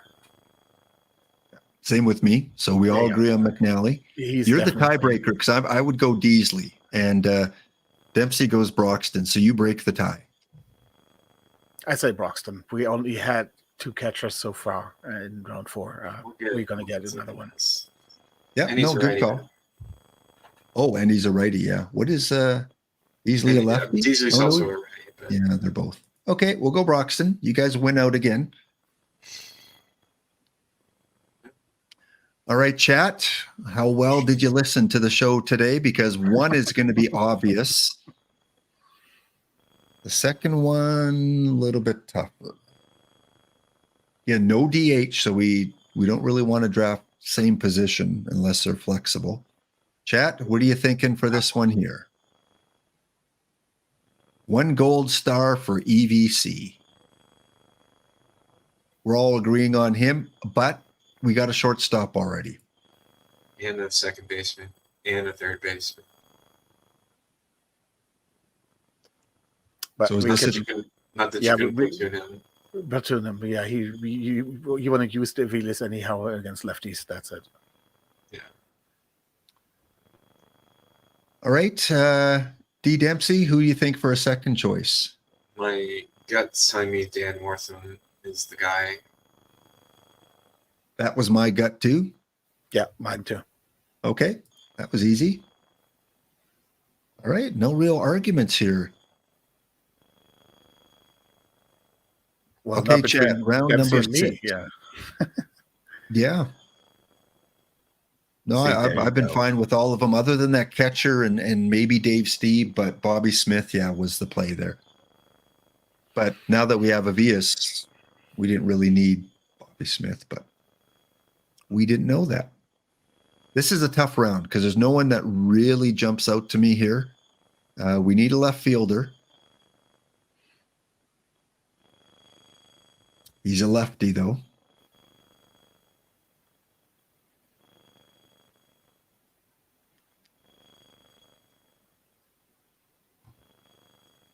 '80s stuff. Maybe Supan is a good choice for the '80s. We've got 3 pitchers so far. All right, D Block, you're first this time. I would say Bennis and not Supan and Shanti Hogan.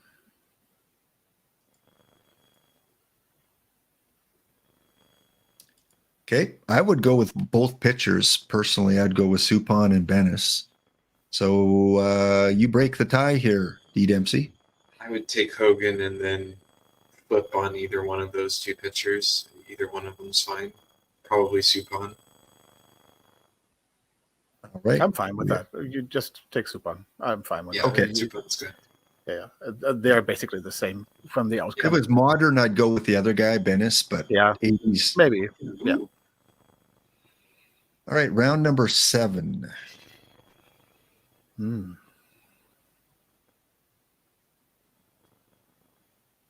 This round's always fun because it mixes the iron in here.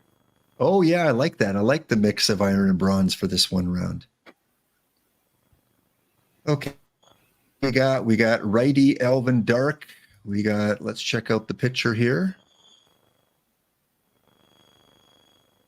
Pitcher Babbitt, just here. Ted Simmons, switch hitter. Stargill's a lefty. Oh, this card. Ooh, not going to give up many home runs, but that Babbitt in control.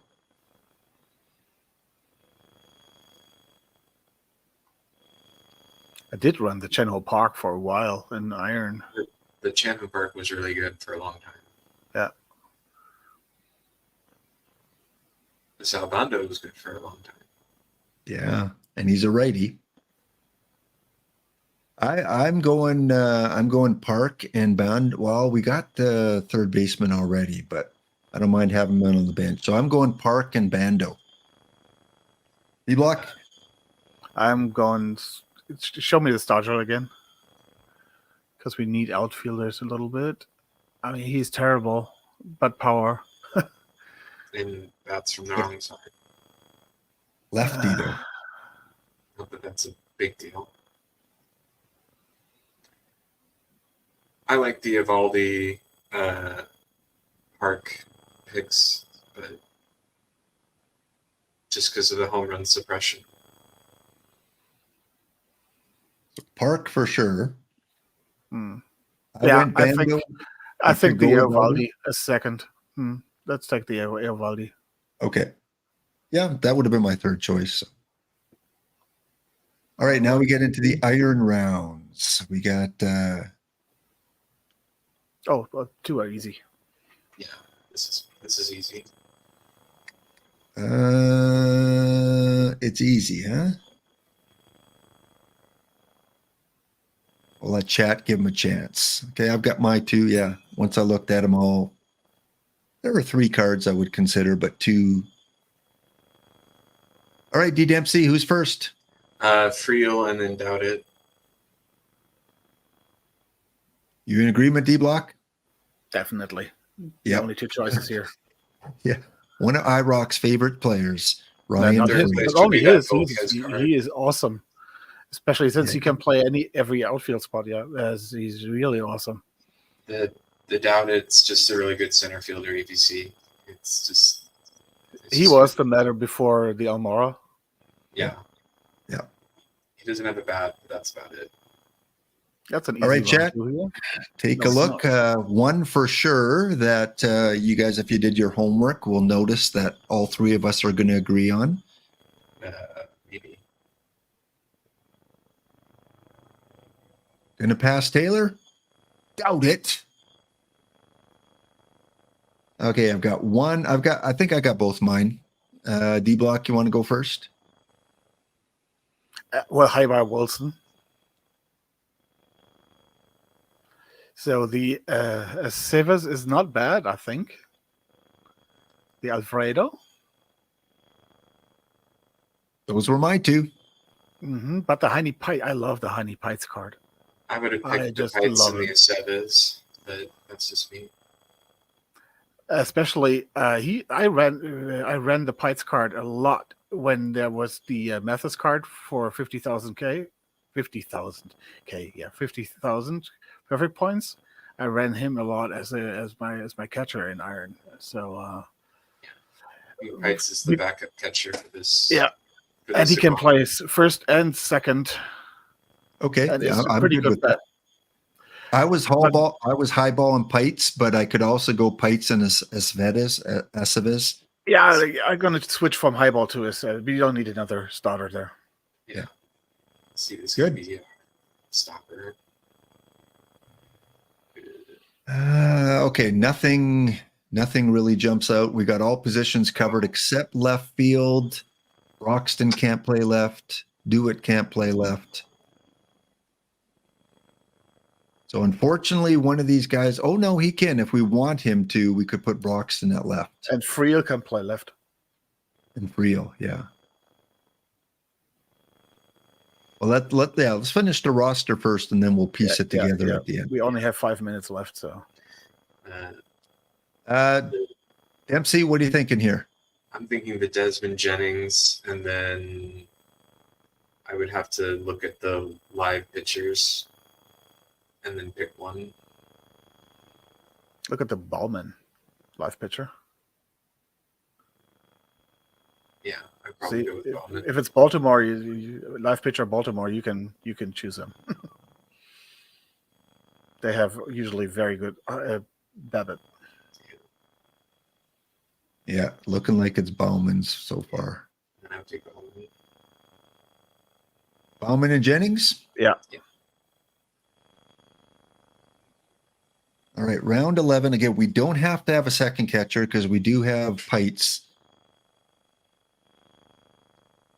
There's another left fielder, Collins. Switch hitter. But he's a Blue Jay, so He's a Blue Jay, yeah. we can't have him. BABIP, Just on not principle. bad. The Womack's not the worst card ever either.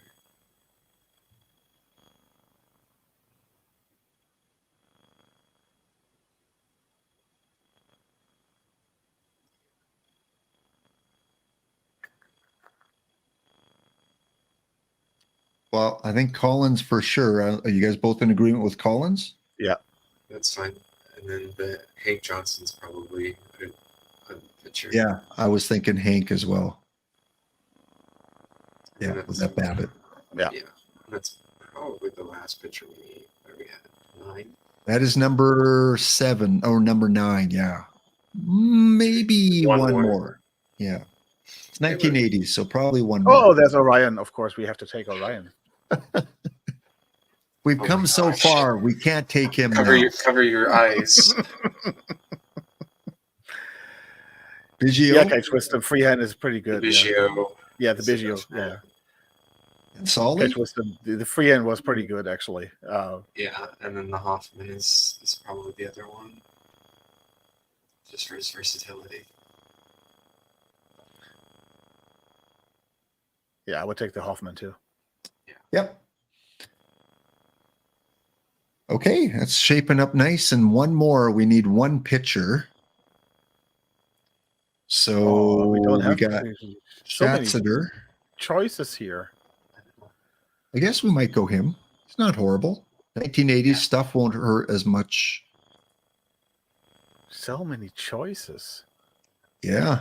We could do a Cava solid and go McGuire. McGuire, Chance, Cal Daniels. And The McGuire Draught is okay. Yeah, have a lot of fun in Minute Maid. I think even the Balboni isn't that bad. Yeah, he was good at the beginning of the game. Last year, it was a meta card for a long time, this Balboni. No OOTP24. And even the Lou Drill isn't that bad, I think. The catcher. Okay, you're up first, D. Dempsey. Who do you want? My initial guess is the Schlatzer and then the McGuire, just because ball go far.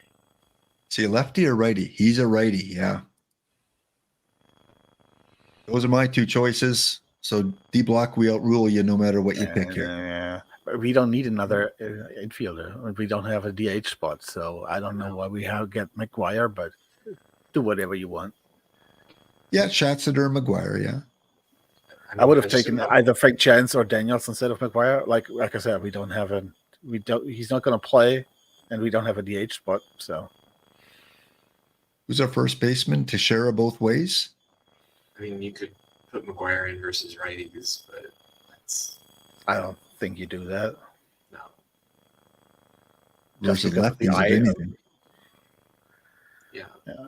I mean, the Frank Yeah. Chance is also fine. You can't go wrong with either of those choices. The McGuire is just kind of a funny card. I think Yeah. the chance for the versatility may long run be better. Okay, let's do it. Chance and Schatzeder. Sorry, Cava. No McGuire there. You could Okay. put the pipe at first base too. So and Friel and yeah. Yeah. All right, pitchers: Brown, McNally, Evoldi, Orthan, and Supan. That looks pretty good. Yeah. Aceveus as the closer, or do we D Dempsey? Should we go the all middle relief? What would you do? I usually just put everyone to middle relief. The game should put the best pitcher available in the game, or at least in my mind, it does. D block. Who's the best of these relievers? Probably Alfredo. Yeah, probably. Okay, we'll put him used more often. And I don't Good. think we have a big outlier there that we don't want to pitch. No. So that's fine putting middle relief. I Outside would, of the Hank Johnson, he's a little home run happy, but Yeah, maybe we'll put avoid high leverage. Oops.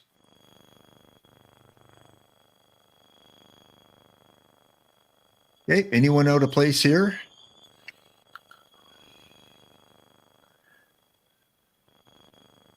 Vaughn, they don't have against the righties. Probably need to put Vaughn against the righties somewhere, don't we? I'll start a catcher. Shanty both ways, I think, is the right call. And you have Yeah. Avila's playing against righties. That's not going to work. First base, Teixeira both ways is fine. Second base, they've got Bobby Smith both ways. That's fine. Okay. Now, third base, they've got Avias both ways.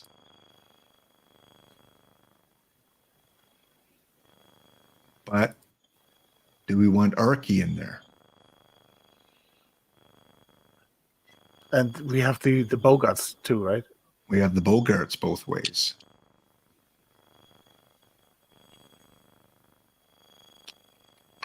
No, we have Bogarts and Archie in the platoon right now. Yeah. What do you think about taking, So weird. I don't know, So- Bobby's? So I would actually recommend going to the verse right-hand screen Yeah. and then just clearing everything. And then we'll build this one lineup at a time. Okay.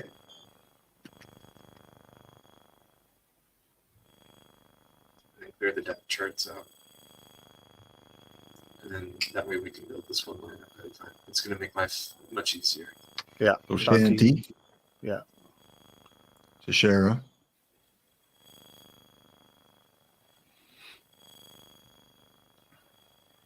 I think Avilas, I would put Avilas in there Bogart. at second. And then Archivon at third. Oh, wait. Oh, Yeah. Bobby Smith, though. Bobby Smith is, wait, where were we? Oh, it's right. It's his strong side. Okay. Look at the Avilas. Yeah, right. They'll put Avilas Smith. and Bobby in a platoon there. Yeah. And then Calderon is in there somewhere. Probably right. Yeah, right field. Yeah.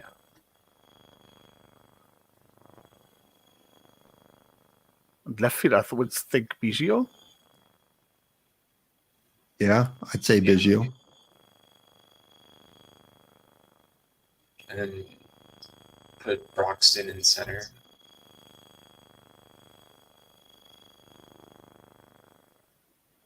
And then depth chart.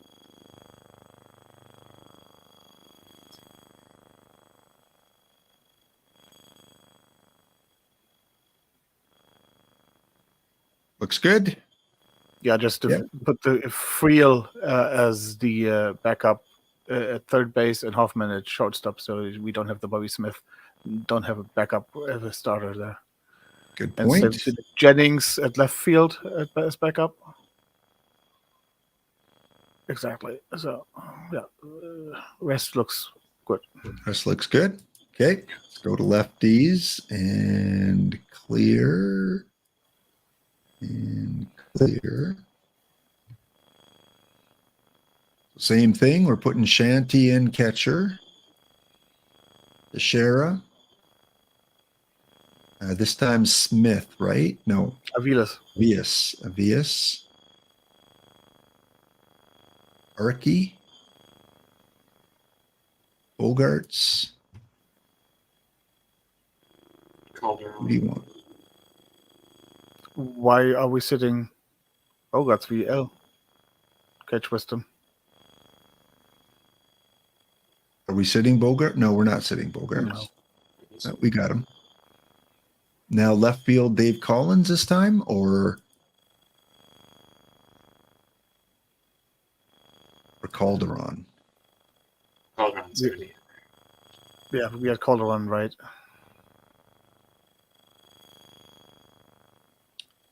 So Calderon in right.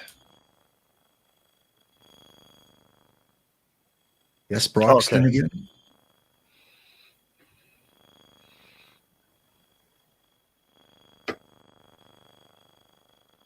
Nah. Left That's fielder. I almost wonder if the Desmond Jennings would be the guy we put in there. Uh, show me the I mean- Biggio plate again. By BABIP, Collins is number 5 as BABIP hitter. Biggio's way down here. Yeah. We don't want him against the lefties. No, not really. No, then No. let's put the Collins in there. Yeah, I think it's Collins. Yeah. And just no room for Bobby Smith. That's fine. That's not his. I mean, it's not the worst case. All right, starter.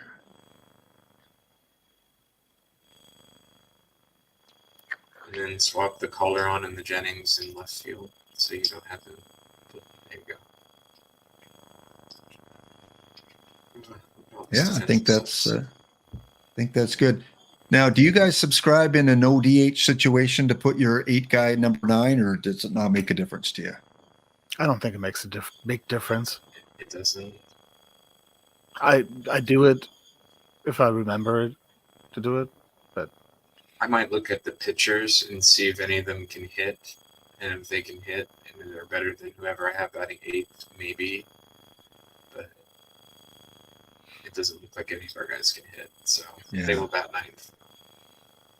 They will bat last. Okay, finally, we'll kind of come to a consensus. This is 1980s again. I know, D. Dempsey, when you were on, you have a lot of things slid over to the left-hand side there. But let's see if we can work this through and help chat out those new players in terms of strategy. D-Block, first of all, for defensive substitutions, you like to bring them in the 7th? Or with this lineup, are we good kind of keeping our bats in for the full game?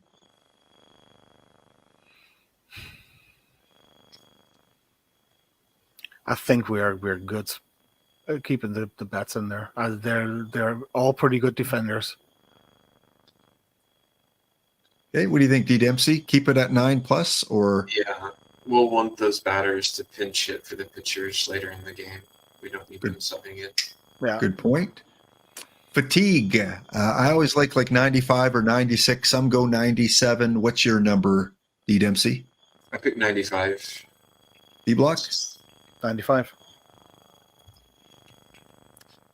And then for fatigue, I've seen anywhere from 70 to 80. I'm good with either 70 or 80. This is the 80, so I would probably go 70. D. Dempsey, what do you think? Usually I pick 70. And D. Block? I usually pick 81 Really? Oh. because Even for I the- just keep it because if I know if I change it, then I will change it in the wrong time. Okay. I just keep it there. It doesn't. I don't think it's that bad. We'll go 70 since it's the 1980s. It's yours. Players don't fatigue as much. Stealing bases. Are we all agreement for global? It's all the way to the left. I don't think we have a big stealer there, don't we? No, I don't think so. Let's check. I don't think so. See that? Dave Collins, Biggio, Bucks. I mean, Okay, so we have 3 catchers, so it doesn't really matter. Yeah. Okay, base running. Halfway. Less. I wouldn't say No, D. less. Dempsey likes it over there. I usually turn it all the way down, but I have it Well, halfway. halfway, yeah, that's fine. Hit and run. all the way More- to the left. Turn that thing all the way off. You don't want that. Bunt. Left. Turn that down. Left. Turn that all down. Turn that all down. Intentional walk for sure. How about pitch around? Actually, I do it the complete opposite with an intentional you walk. can- I go the Mr. Black way. Oh, Yeah. you like it that way too, D. Dempsey, to the right? So I've now just kind of left the intentional walk alone, but if you turn it all the way up, it does work in some instances. Okay. It'll walk that 8th hitter more likely. I mean, well, let's try it halfway then. How I about trust pitch Mr. around? Black there, totally.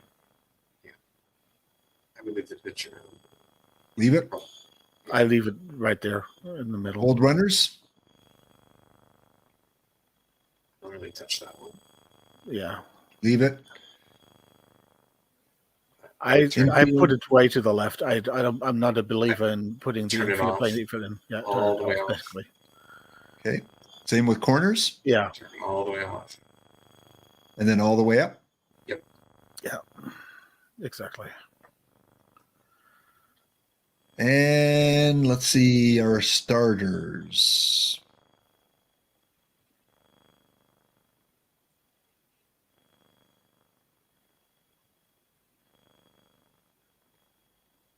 I don't think we need a 90. quick hook on them. I would go into their individual pitch counts and change them. Which counts rather than change it. Yeah, Yeah. I mean, What you about could do the- matchups?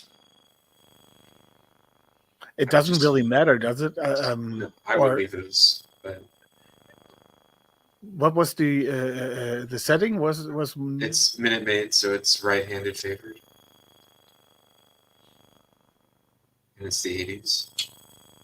80s Minute Maid. So I will defer. What do you guys think about the pitching? I usually like to hook starters a little bit later, but because it's the I mean, you 80s. could do that. Yeah, I mean, I do that. I would only click it up maybe 1 or 2 spaces. Yeah. And then the relievers, I do the same thing. Yeah. But then I wouldn't touch anything else. Yeah, Cage Western. I think so too. It matters much more in the modern era. Yeah. Okay, I think we're good there. So we'll submit that. And yeah, we will definitely find out tomorrow. I'll report on Monday how we did. What round do you think this team is capable of, D. Dempsey, based on what we drafted? There are better drafts. It's probably a second, maybe a second or third round. I'm thinking too. I'm thinking borderline third round team. I What do you think the think? third D-Block? round is like the ceiling for this team. Yeah. That would be if everything went right. But I don't There was think no- this team is too bad. I like our hitters. Like we got Calderon, I've seen we better got drafts. Archie, we've got Avias, Biggio. I don't know. I Our- think third Our round. infield is very good. Yeah. We don't have a Horner and we don't have Suarez. Okay, And we don't have a dissensus. yeah, but the Bobby Smith isn't that bad. That No, much. Archie it's Bonds. And we Yeah, have the Bogarts. I think the infield is very, very close to matter what we can get. There are just a very few pieces missing. Maybe better first baseman, maybe Horner. If we could, Ryan Sweeney. yeah, something like that would be better. But I think Only if you get rid of all these bad iron cards and put in some more bronze cards. yeah, but I think that's the outfield is sneaky good. You look at it at first, and you would say it's not good, but actually, I don't like our outfield. It's not that bad. The Calderon is a very good card. The Biggio is a sneaky good card. The Broxton is a very underrated center fielder there. I think this team has good chances to go far. It depends on who we meet, of course. But I if think we our have pitching- Evil our C in the pitching's first round, we're of course going to lose. But We didn't get a lot of the high end pitchers. That's what I'm afraid of. I think our pitching is okay.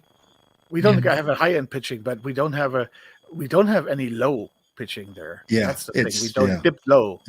It's very all compact. mid-tier pitching, which is Yeah. not the worst case No, scenario. especially for these tournaments where you. I think this can work. Like I said, it depends on who we meet. Yes, we passed on C, but we got Dave McNally, which is not a horrible. We trade. got we took, I think it was Bobby Smith and Yeah, Bobby Smith. Archie Vaughn, I think, were our first people.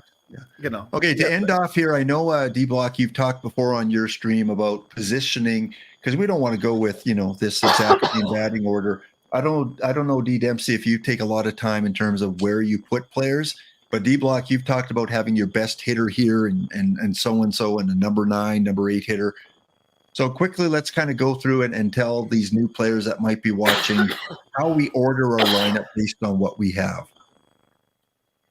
Whoever wants to jump in. I usually let the AI figure it out.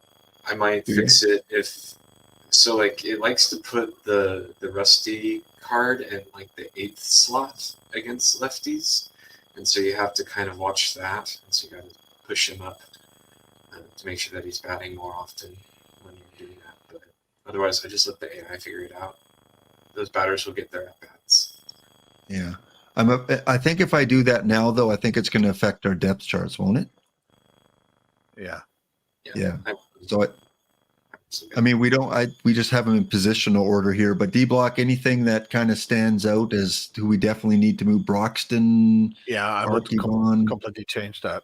Yeah. I would have, I think, Biggio at first. Oh, hitting first? Yeah. Can you sort it for Babbitt? Oh, it's a Bogarts. Okay. Bogarts. Bogarts, Biggio is Smith, only the Biggio, maybe Bogarts, Smith. Put the Biggio at first and the Bogarts second. I'm sorry, I need to have just a sip of water here. Yeah, and then I would probably bump the Broxton up to 7th. Oh, Broxton up to 7. Yeah, I think something like that against the righties works. Archivon, I mean, could go up too, but no, he's fine there. Yeah, that's where he. Okay, and then against the lefties, we got Bogarts, Avias, and Vaughn. Maybe Bogarts, Avias, Vaughn, Calderon, Teixeira. I'd probably just leave it like that. Yeah, maybe Collins above Hogan. Although Teixeira has the worst BABIP, but it's got some home run power. So, all right, yeah, I think we're good there. All right, guys. Anything else you want to add about tournament play? I think we've covered it all. We went into a deep dive here with all these cards for iron and bronze. I hope the chat got a lot out of this in terms of what kind of cards they should look for. I hope they participate in the tournaments in the laptop daily. Again, we were looking at the bronze brunch and the iron dinner plan. So anything you want to end off while I check who won the overall tournament for the bounty? Start with you, D. Dempsey, closing remarks. I mean, these are fun tournaments. Bronze is a great format to get into. It's affordable. Same thing with iron. Those cards are readily available, minus the new cards. There's a lot of variety in the bronze format. It's an easy format to get into, and it's a good stepping stone to get you a card, like a card pack bank, so that way you can build into silver and into gold and the other formats. Do you play silver and gold as well, or are you strictly iron? So yes, so on my main I have gold, and I play gold and silver, and then the Beltry buddies have moved into silver and bronze. D Block, closing comments. First of all, what Sporo said, that is something that we should actually consider, at least for some other time, that we have the SE cards, the SE favorites, for some other time there. And but first of all, I think the what is very nice about iron and bronze tournaments, even if you want to concentrate on the on your main team for your league team, like if you want to go to perfect league, whatever, you can still play tournaments and get choice packs with for very cheap, actually, for or considered when you compare that to the other ones, pretty cheap, that you can get those high level choice packs and even the perfect choice packs for the weeklies there. For if you don't pay like on the first day, you can basically pay for like with 10,000 maybe for a month. That's your budget for your whole tournament team, and with that get those choice pack to finance your league team. So that is a good way to combine those two. especially as a free-to-play player. Yeah. And again, this is kind of the first roundtable we've had on a Saturday. I'd love to do more, whether it's again with D Block or D Dempsey or other members of the community. If anyone out there, believes you have a special, talent in one of these specific tournaments and something you want to offer to the community in terms of advice, just reach out, get a hold of me, because I'd love to do more of these. I think these are very valuable. I'm going to post the PowerPoint we went through in my Discord. So if you're in my Discord, you can access that and take a look again through our lineups and what we use for these two tournaments, and hope we come across you in these tournaments too. We'll take a quick look at the bounty here. Congratulations to Brydev for winning the overall tournament. Again, the Blue Hornets and Evie's Baseball and the Whips all claimed part of the bounty, 5 packs each. But of course, the Whips will take home the extra 3 from the in-game tournament. Congratulations to D Dempsey for winning today's bronze brunch over me in the final. So I hope you get a really valuable, I'm sure you will, Tournament 6 edition card there. And yeah, we definitely need to get back together and talk about other tournaments or special edition cards. But for this one, the first one, wanted to focus on the non-LEs, non-special edition for those that might want to get involved in these tournaments. I think if we do this again, we should bring Spore so we can roast him on some of the cards. Did you say so we can roast him? Yes. Oh, so we can roast Spore? Oh, yes. Well, he's. I would rather roast Nicolino on some tournament setups and everything than Spore. Yes. Yes, the tournaments, please. And since we talked about bronze and iron, let's do a quick little update and find out where we all are in these tournaments here for the next PTCS. D Block, you're currently at number 22. And again, we know rankings don't mean anything. You just got to get in there. There I am, number 26. 40 for my Gladiators. And you hang out kind of around that 50 area. Where are you? Did you notice? The Beltray Buddies are number 26, it looked like. And then I had no idea where the main team is. I think I'm 22, 29, and 40 something. All right. So we're on the top 107 for bronze and for iron. Remember these dailies that we showed you do count for the overall point total. Mr. Audit at number 4, Makadkar at 6. Where are you? D Block at 15. Right there at 16 is D Dempsey. They do their job. And here I am with my iron team at number 33. So we're all hanging out there in the top 40 for both of those. Yep. And I don't play silver.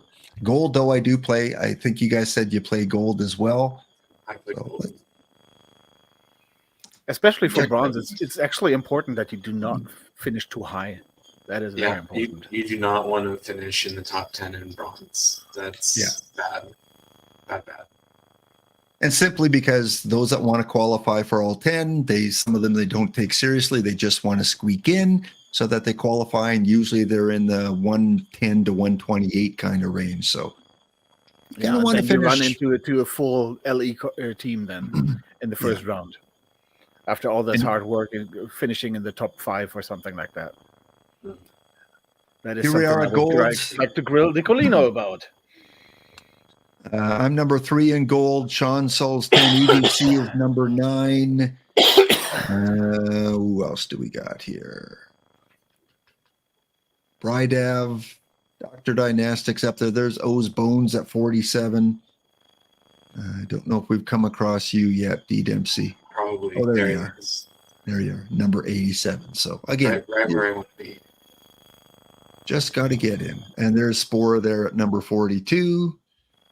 So yeah, we're about halfway through. You got till February 4th to qualify in the top 128 for the last PTCS, which then goes for the PTMS. And we'll take a quick look at those standings because that is the winter. And I guess drafts. D Dempsey is definitely in.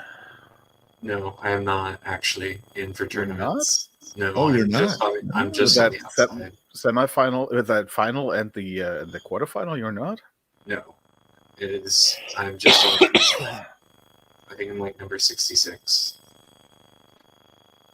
Well, we got Spore in there at number 36 for the PTMS so far. So well done there. This is in the weekly, or this is for the winter, which is all the tournaments kind of combined together. Yeah, but he won. He won one. So if you win one, you're basically there. I am number 66. 66. Ooh, Yeah, I'm so 70. close. Yeah, D Block at number 70. And I won't talk about where I am because that involve a lot of scrolling there. And in terms of the drafts, are you guys much into the drafts? I think Not made at all. I think I made it in once, and that's okay. Yeah, I made it in once with a normal draft, and I made it in twice with a weekly draft. But weekly draft is okay. You can make that, but with so many teams I have, it's just such a how can I put it? Such a work really to do all those drafts, and Those weekly drafts. you need so many points to qualify for the drafts. You still with the winter PTMS, not the normal, not the PTCS. Yeah. All right. Well, you guys both have a shot there. All you need to do is, basically come into the top probably 8 or maybe 16 even will do it. Maybe even top 32. Quarterfinal should do it. Yeah. Yeah. Should get you guys in. And that will come up February 4th, I think, is the deadline. And then a week after that is usually when they have that last tournament. We don't know what the format's going to be yet, but it's always fun. Well, guys, thank you so much for spending your time. We were on for like 4 hours. D-Block, when he approached me and said, we should do a discussion with D Dempsey on the lower level cards. We should do a mini Warbot stream. And I think we achieved that. 4 hours, I think, would be considered a mini Warbot stream. I think we got there. Thanks, guys. We graded exactly 3 cards. Did we grade any cards? I don't know. No, we didn't. I don't think we graded any. I did. Yeah. I kind of graded the Odiba card, didn't I? Yes, that was Yes. F-minus. With a Yes. Yes. It's a horrible card. It's a horrible card. And D Dempsey and I were defending it a little bit, saying, no. It used to play. It used to have its situation. So, all right, guys, have a wonderful rest of your weekend. Good luck in your tournaments. Hope I meet one of you guys in the brunch tomorrow or in the Iron Dinner Daily. And I'm sure we're going to scramble and try and fix it up right after the stream. do that, Make suckers. some Do improvements. that. Those buy orders have already doubled. So Yeah, And for sure. laptop, Yeah. you're gonna watch hockey now? I don't think the Oilers play tonight. They did. Did they? Oh, they played Nashville? Yeah. Oh, did they lose? Do you want to know or do you want to watch? No, I'll watch it. I'll watch it. The Razor might be out tonight, folks. We'll see. Oh, if not, boiled egg. oh. Next game probably isn't until what, Monday or Tuesday? Let me So again, representing the Texas Rangers, representing D Block's Chicago World Series Blackhawks. champion. yeah, I'm sorry, laptop. Yeah, Hero Driver earlier said, "Why are you wearing a Texas Ranger?" Oh, D Dempsey's on. Oh, okay, I get it. All right. You do know that the All-Star break is coming. Yes, it is. Yeah, And beginning you do of know February. that the Oilers do not play before the All-Star break. What? Are they done now? Next Oilers game is February 7th against the Golden Knights. Gee, that's like Thanks. after the PTCS. Thanks for Long that. way D to go. Dempsey, do you watch hockey? I do not watch hockey. There are I many thought you might sports be- that I don't watch. All right. Dallas Stars you would probably cheer for unless you know. That's Are you almost closer 2 to weeks. Dallas or Houston? Dallas. Dallas. You're gonna look like a Taliban. Thanks. Now I got to wait till after the All-Star break. Maybe And, I I can find a loophole if they lose the All-Star game. If McDavid and Draisaitl lose the All-Star game, then But they have a good chance of losing that game then on February 7th. They play Las Vegas. Thanks for ending it off with that news. But at least they won. Okay, guys, got to run. Catch you next time, and I hope you guys are up to another roundtable at some point. Like I said, if anyone in the community wants to contact me, I won't do this every week because, like I said, it's hard to find guests all the time. But D-Block, tomorrow, what's on the agenda for your stream? Chill. Chill morning. You're the intro comedian for Cavacom, are you? Yeah, kind of like the Tingle Tangle Bob for Krusty. Yeah. Now Okay. I think I'm gonna do. I wanted to do that last week. I'm gonna want to do a wish list for 25. What I would like to change for the game to make the game better, or more accessible, or better for me. And discussed it a little bit with chat. And I don't have a lot of cards open because I opened them all already because I wanted to. And but it's kind of like a nice chill morning stream before we raid into Cavacom and have fun with Cavacom. Well, and we all got cards that we requested to be in the game. I got my Perfect Steve. You got the Ventura recently. Dempsey, you got the Beltray card. But is there any card you'd still want to see in the game, D. Dempsey? Is there anything still missing that you just wish was there? Where's my limited edition Adam Rosales for? Adam who? Adam Rosales. Never heard of him. Exactly. I mean, did he play? Did he play at some point? He Is did. that like Tony Suck? Exactly. And how about you, D-Block? Who's missing? Definitely. Rex Hudler. Rex Hudler for the Expos? He played for the Expos. He was a number one draft pick from the Yankees, round one draft pick for the Yankees. Played with the Expos, with the Angels for a long time. Played for the Cardinals, and he is one of those players who he played 10 years in the minors and then 11 years in the majors. Oh, so I think it's a very interesting player. Played 3 years in Japan. Was he like multi-positional, like a Brock Holt? Yeah, exactly. He was actually recruited by Notre Dame to play wide receiver.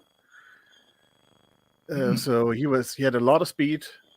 That was his main calling card there. He played second baseman, was outfielder and shortstop, and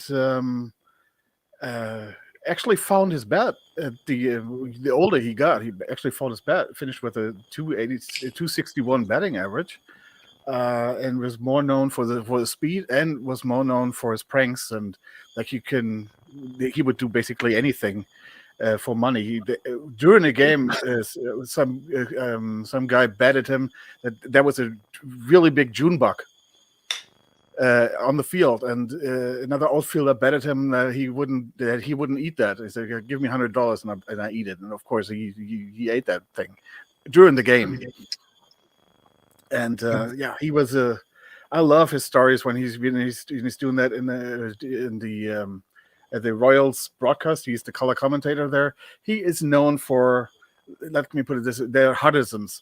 He's not the smartest tool in the shed. One of his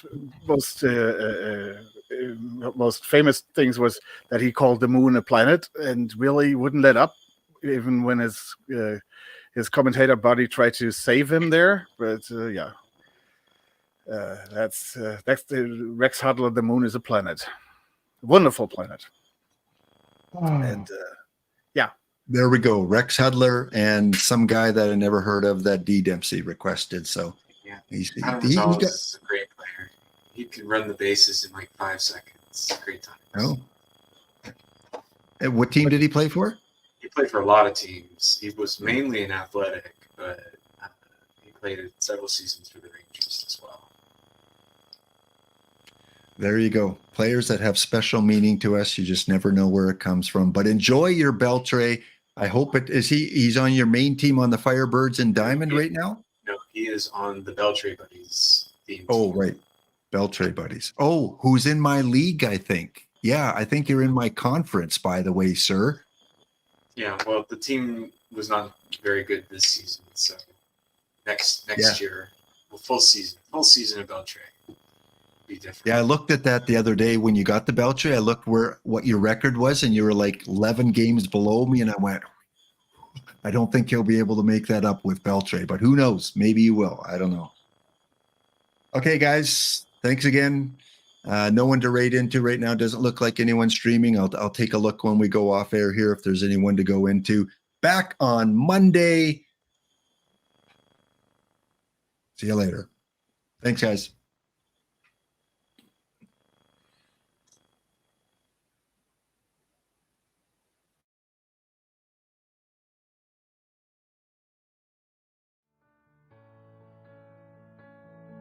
A very good friend of mine told me something the other day. I'd like to pass it on to you. I believe what he said to be true. He said we're here for a good time,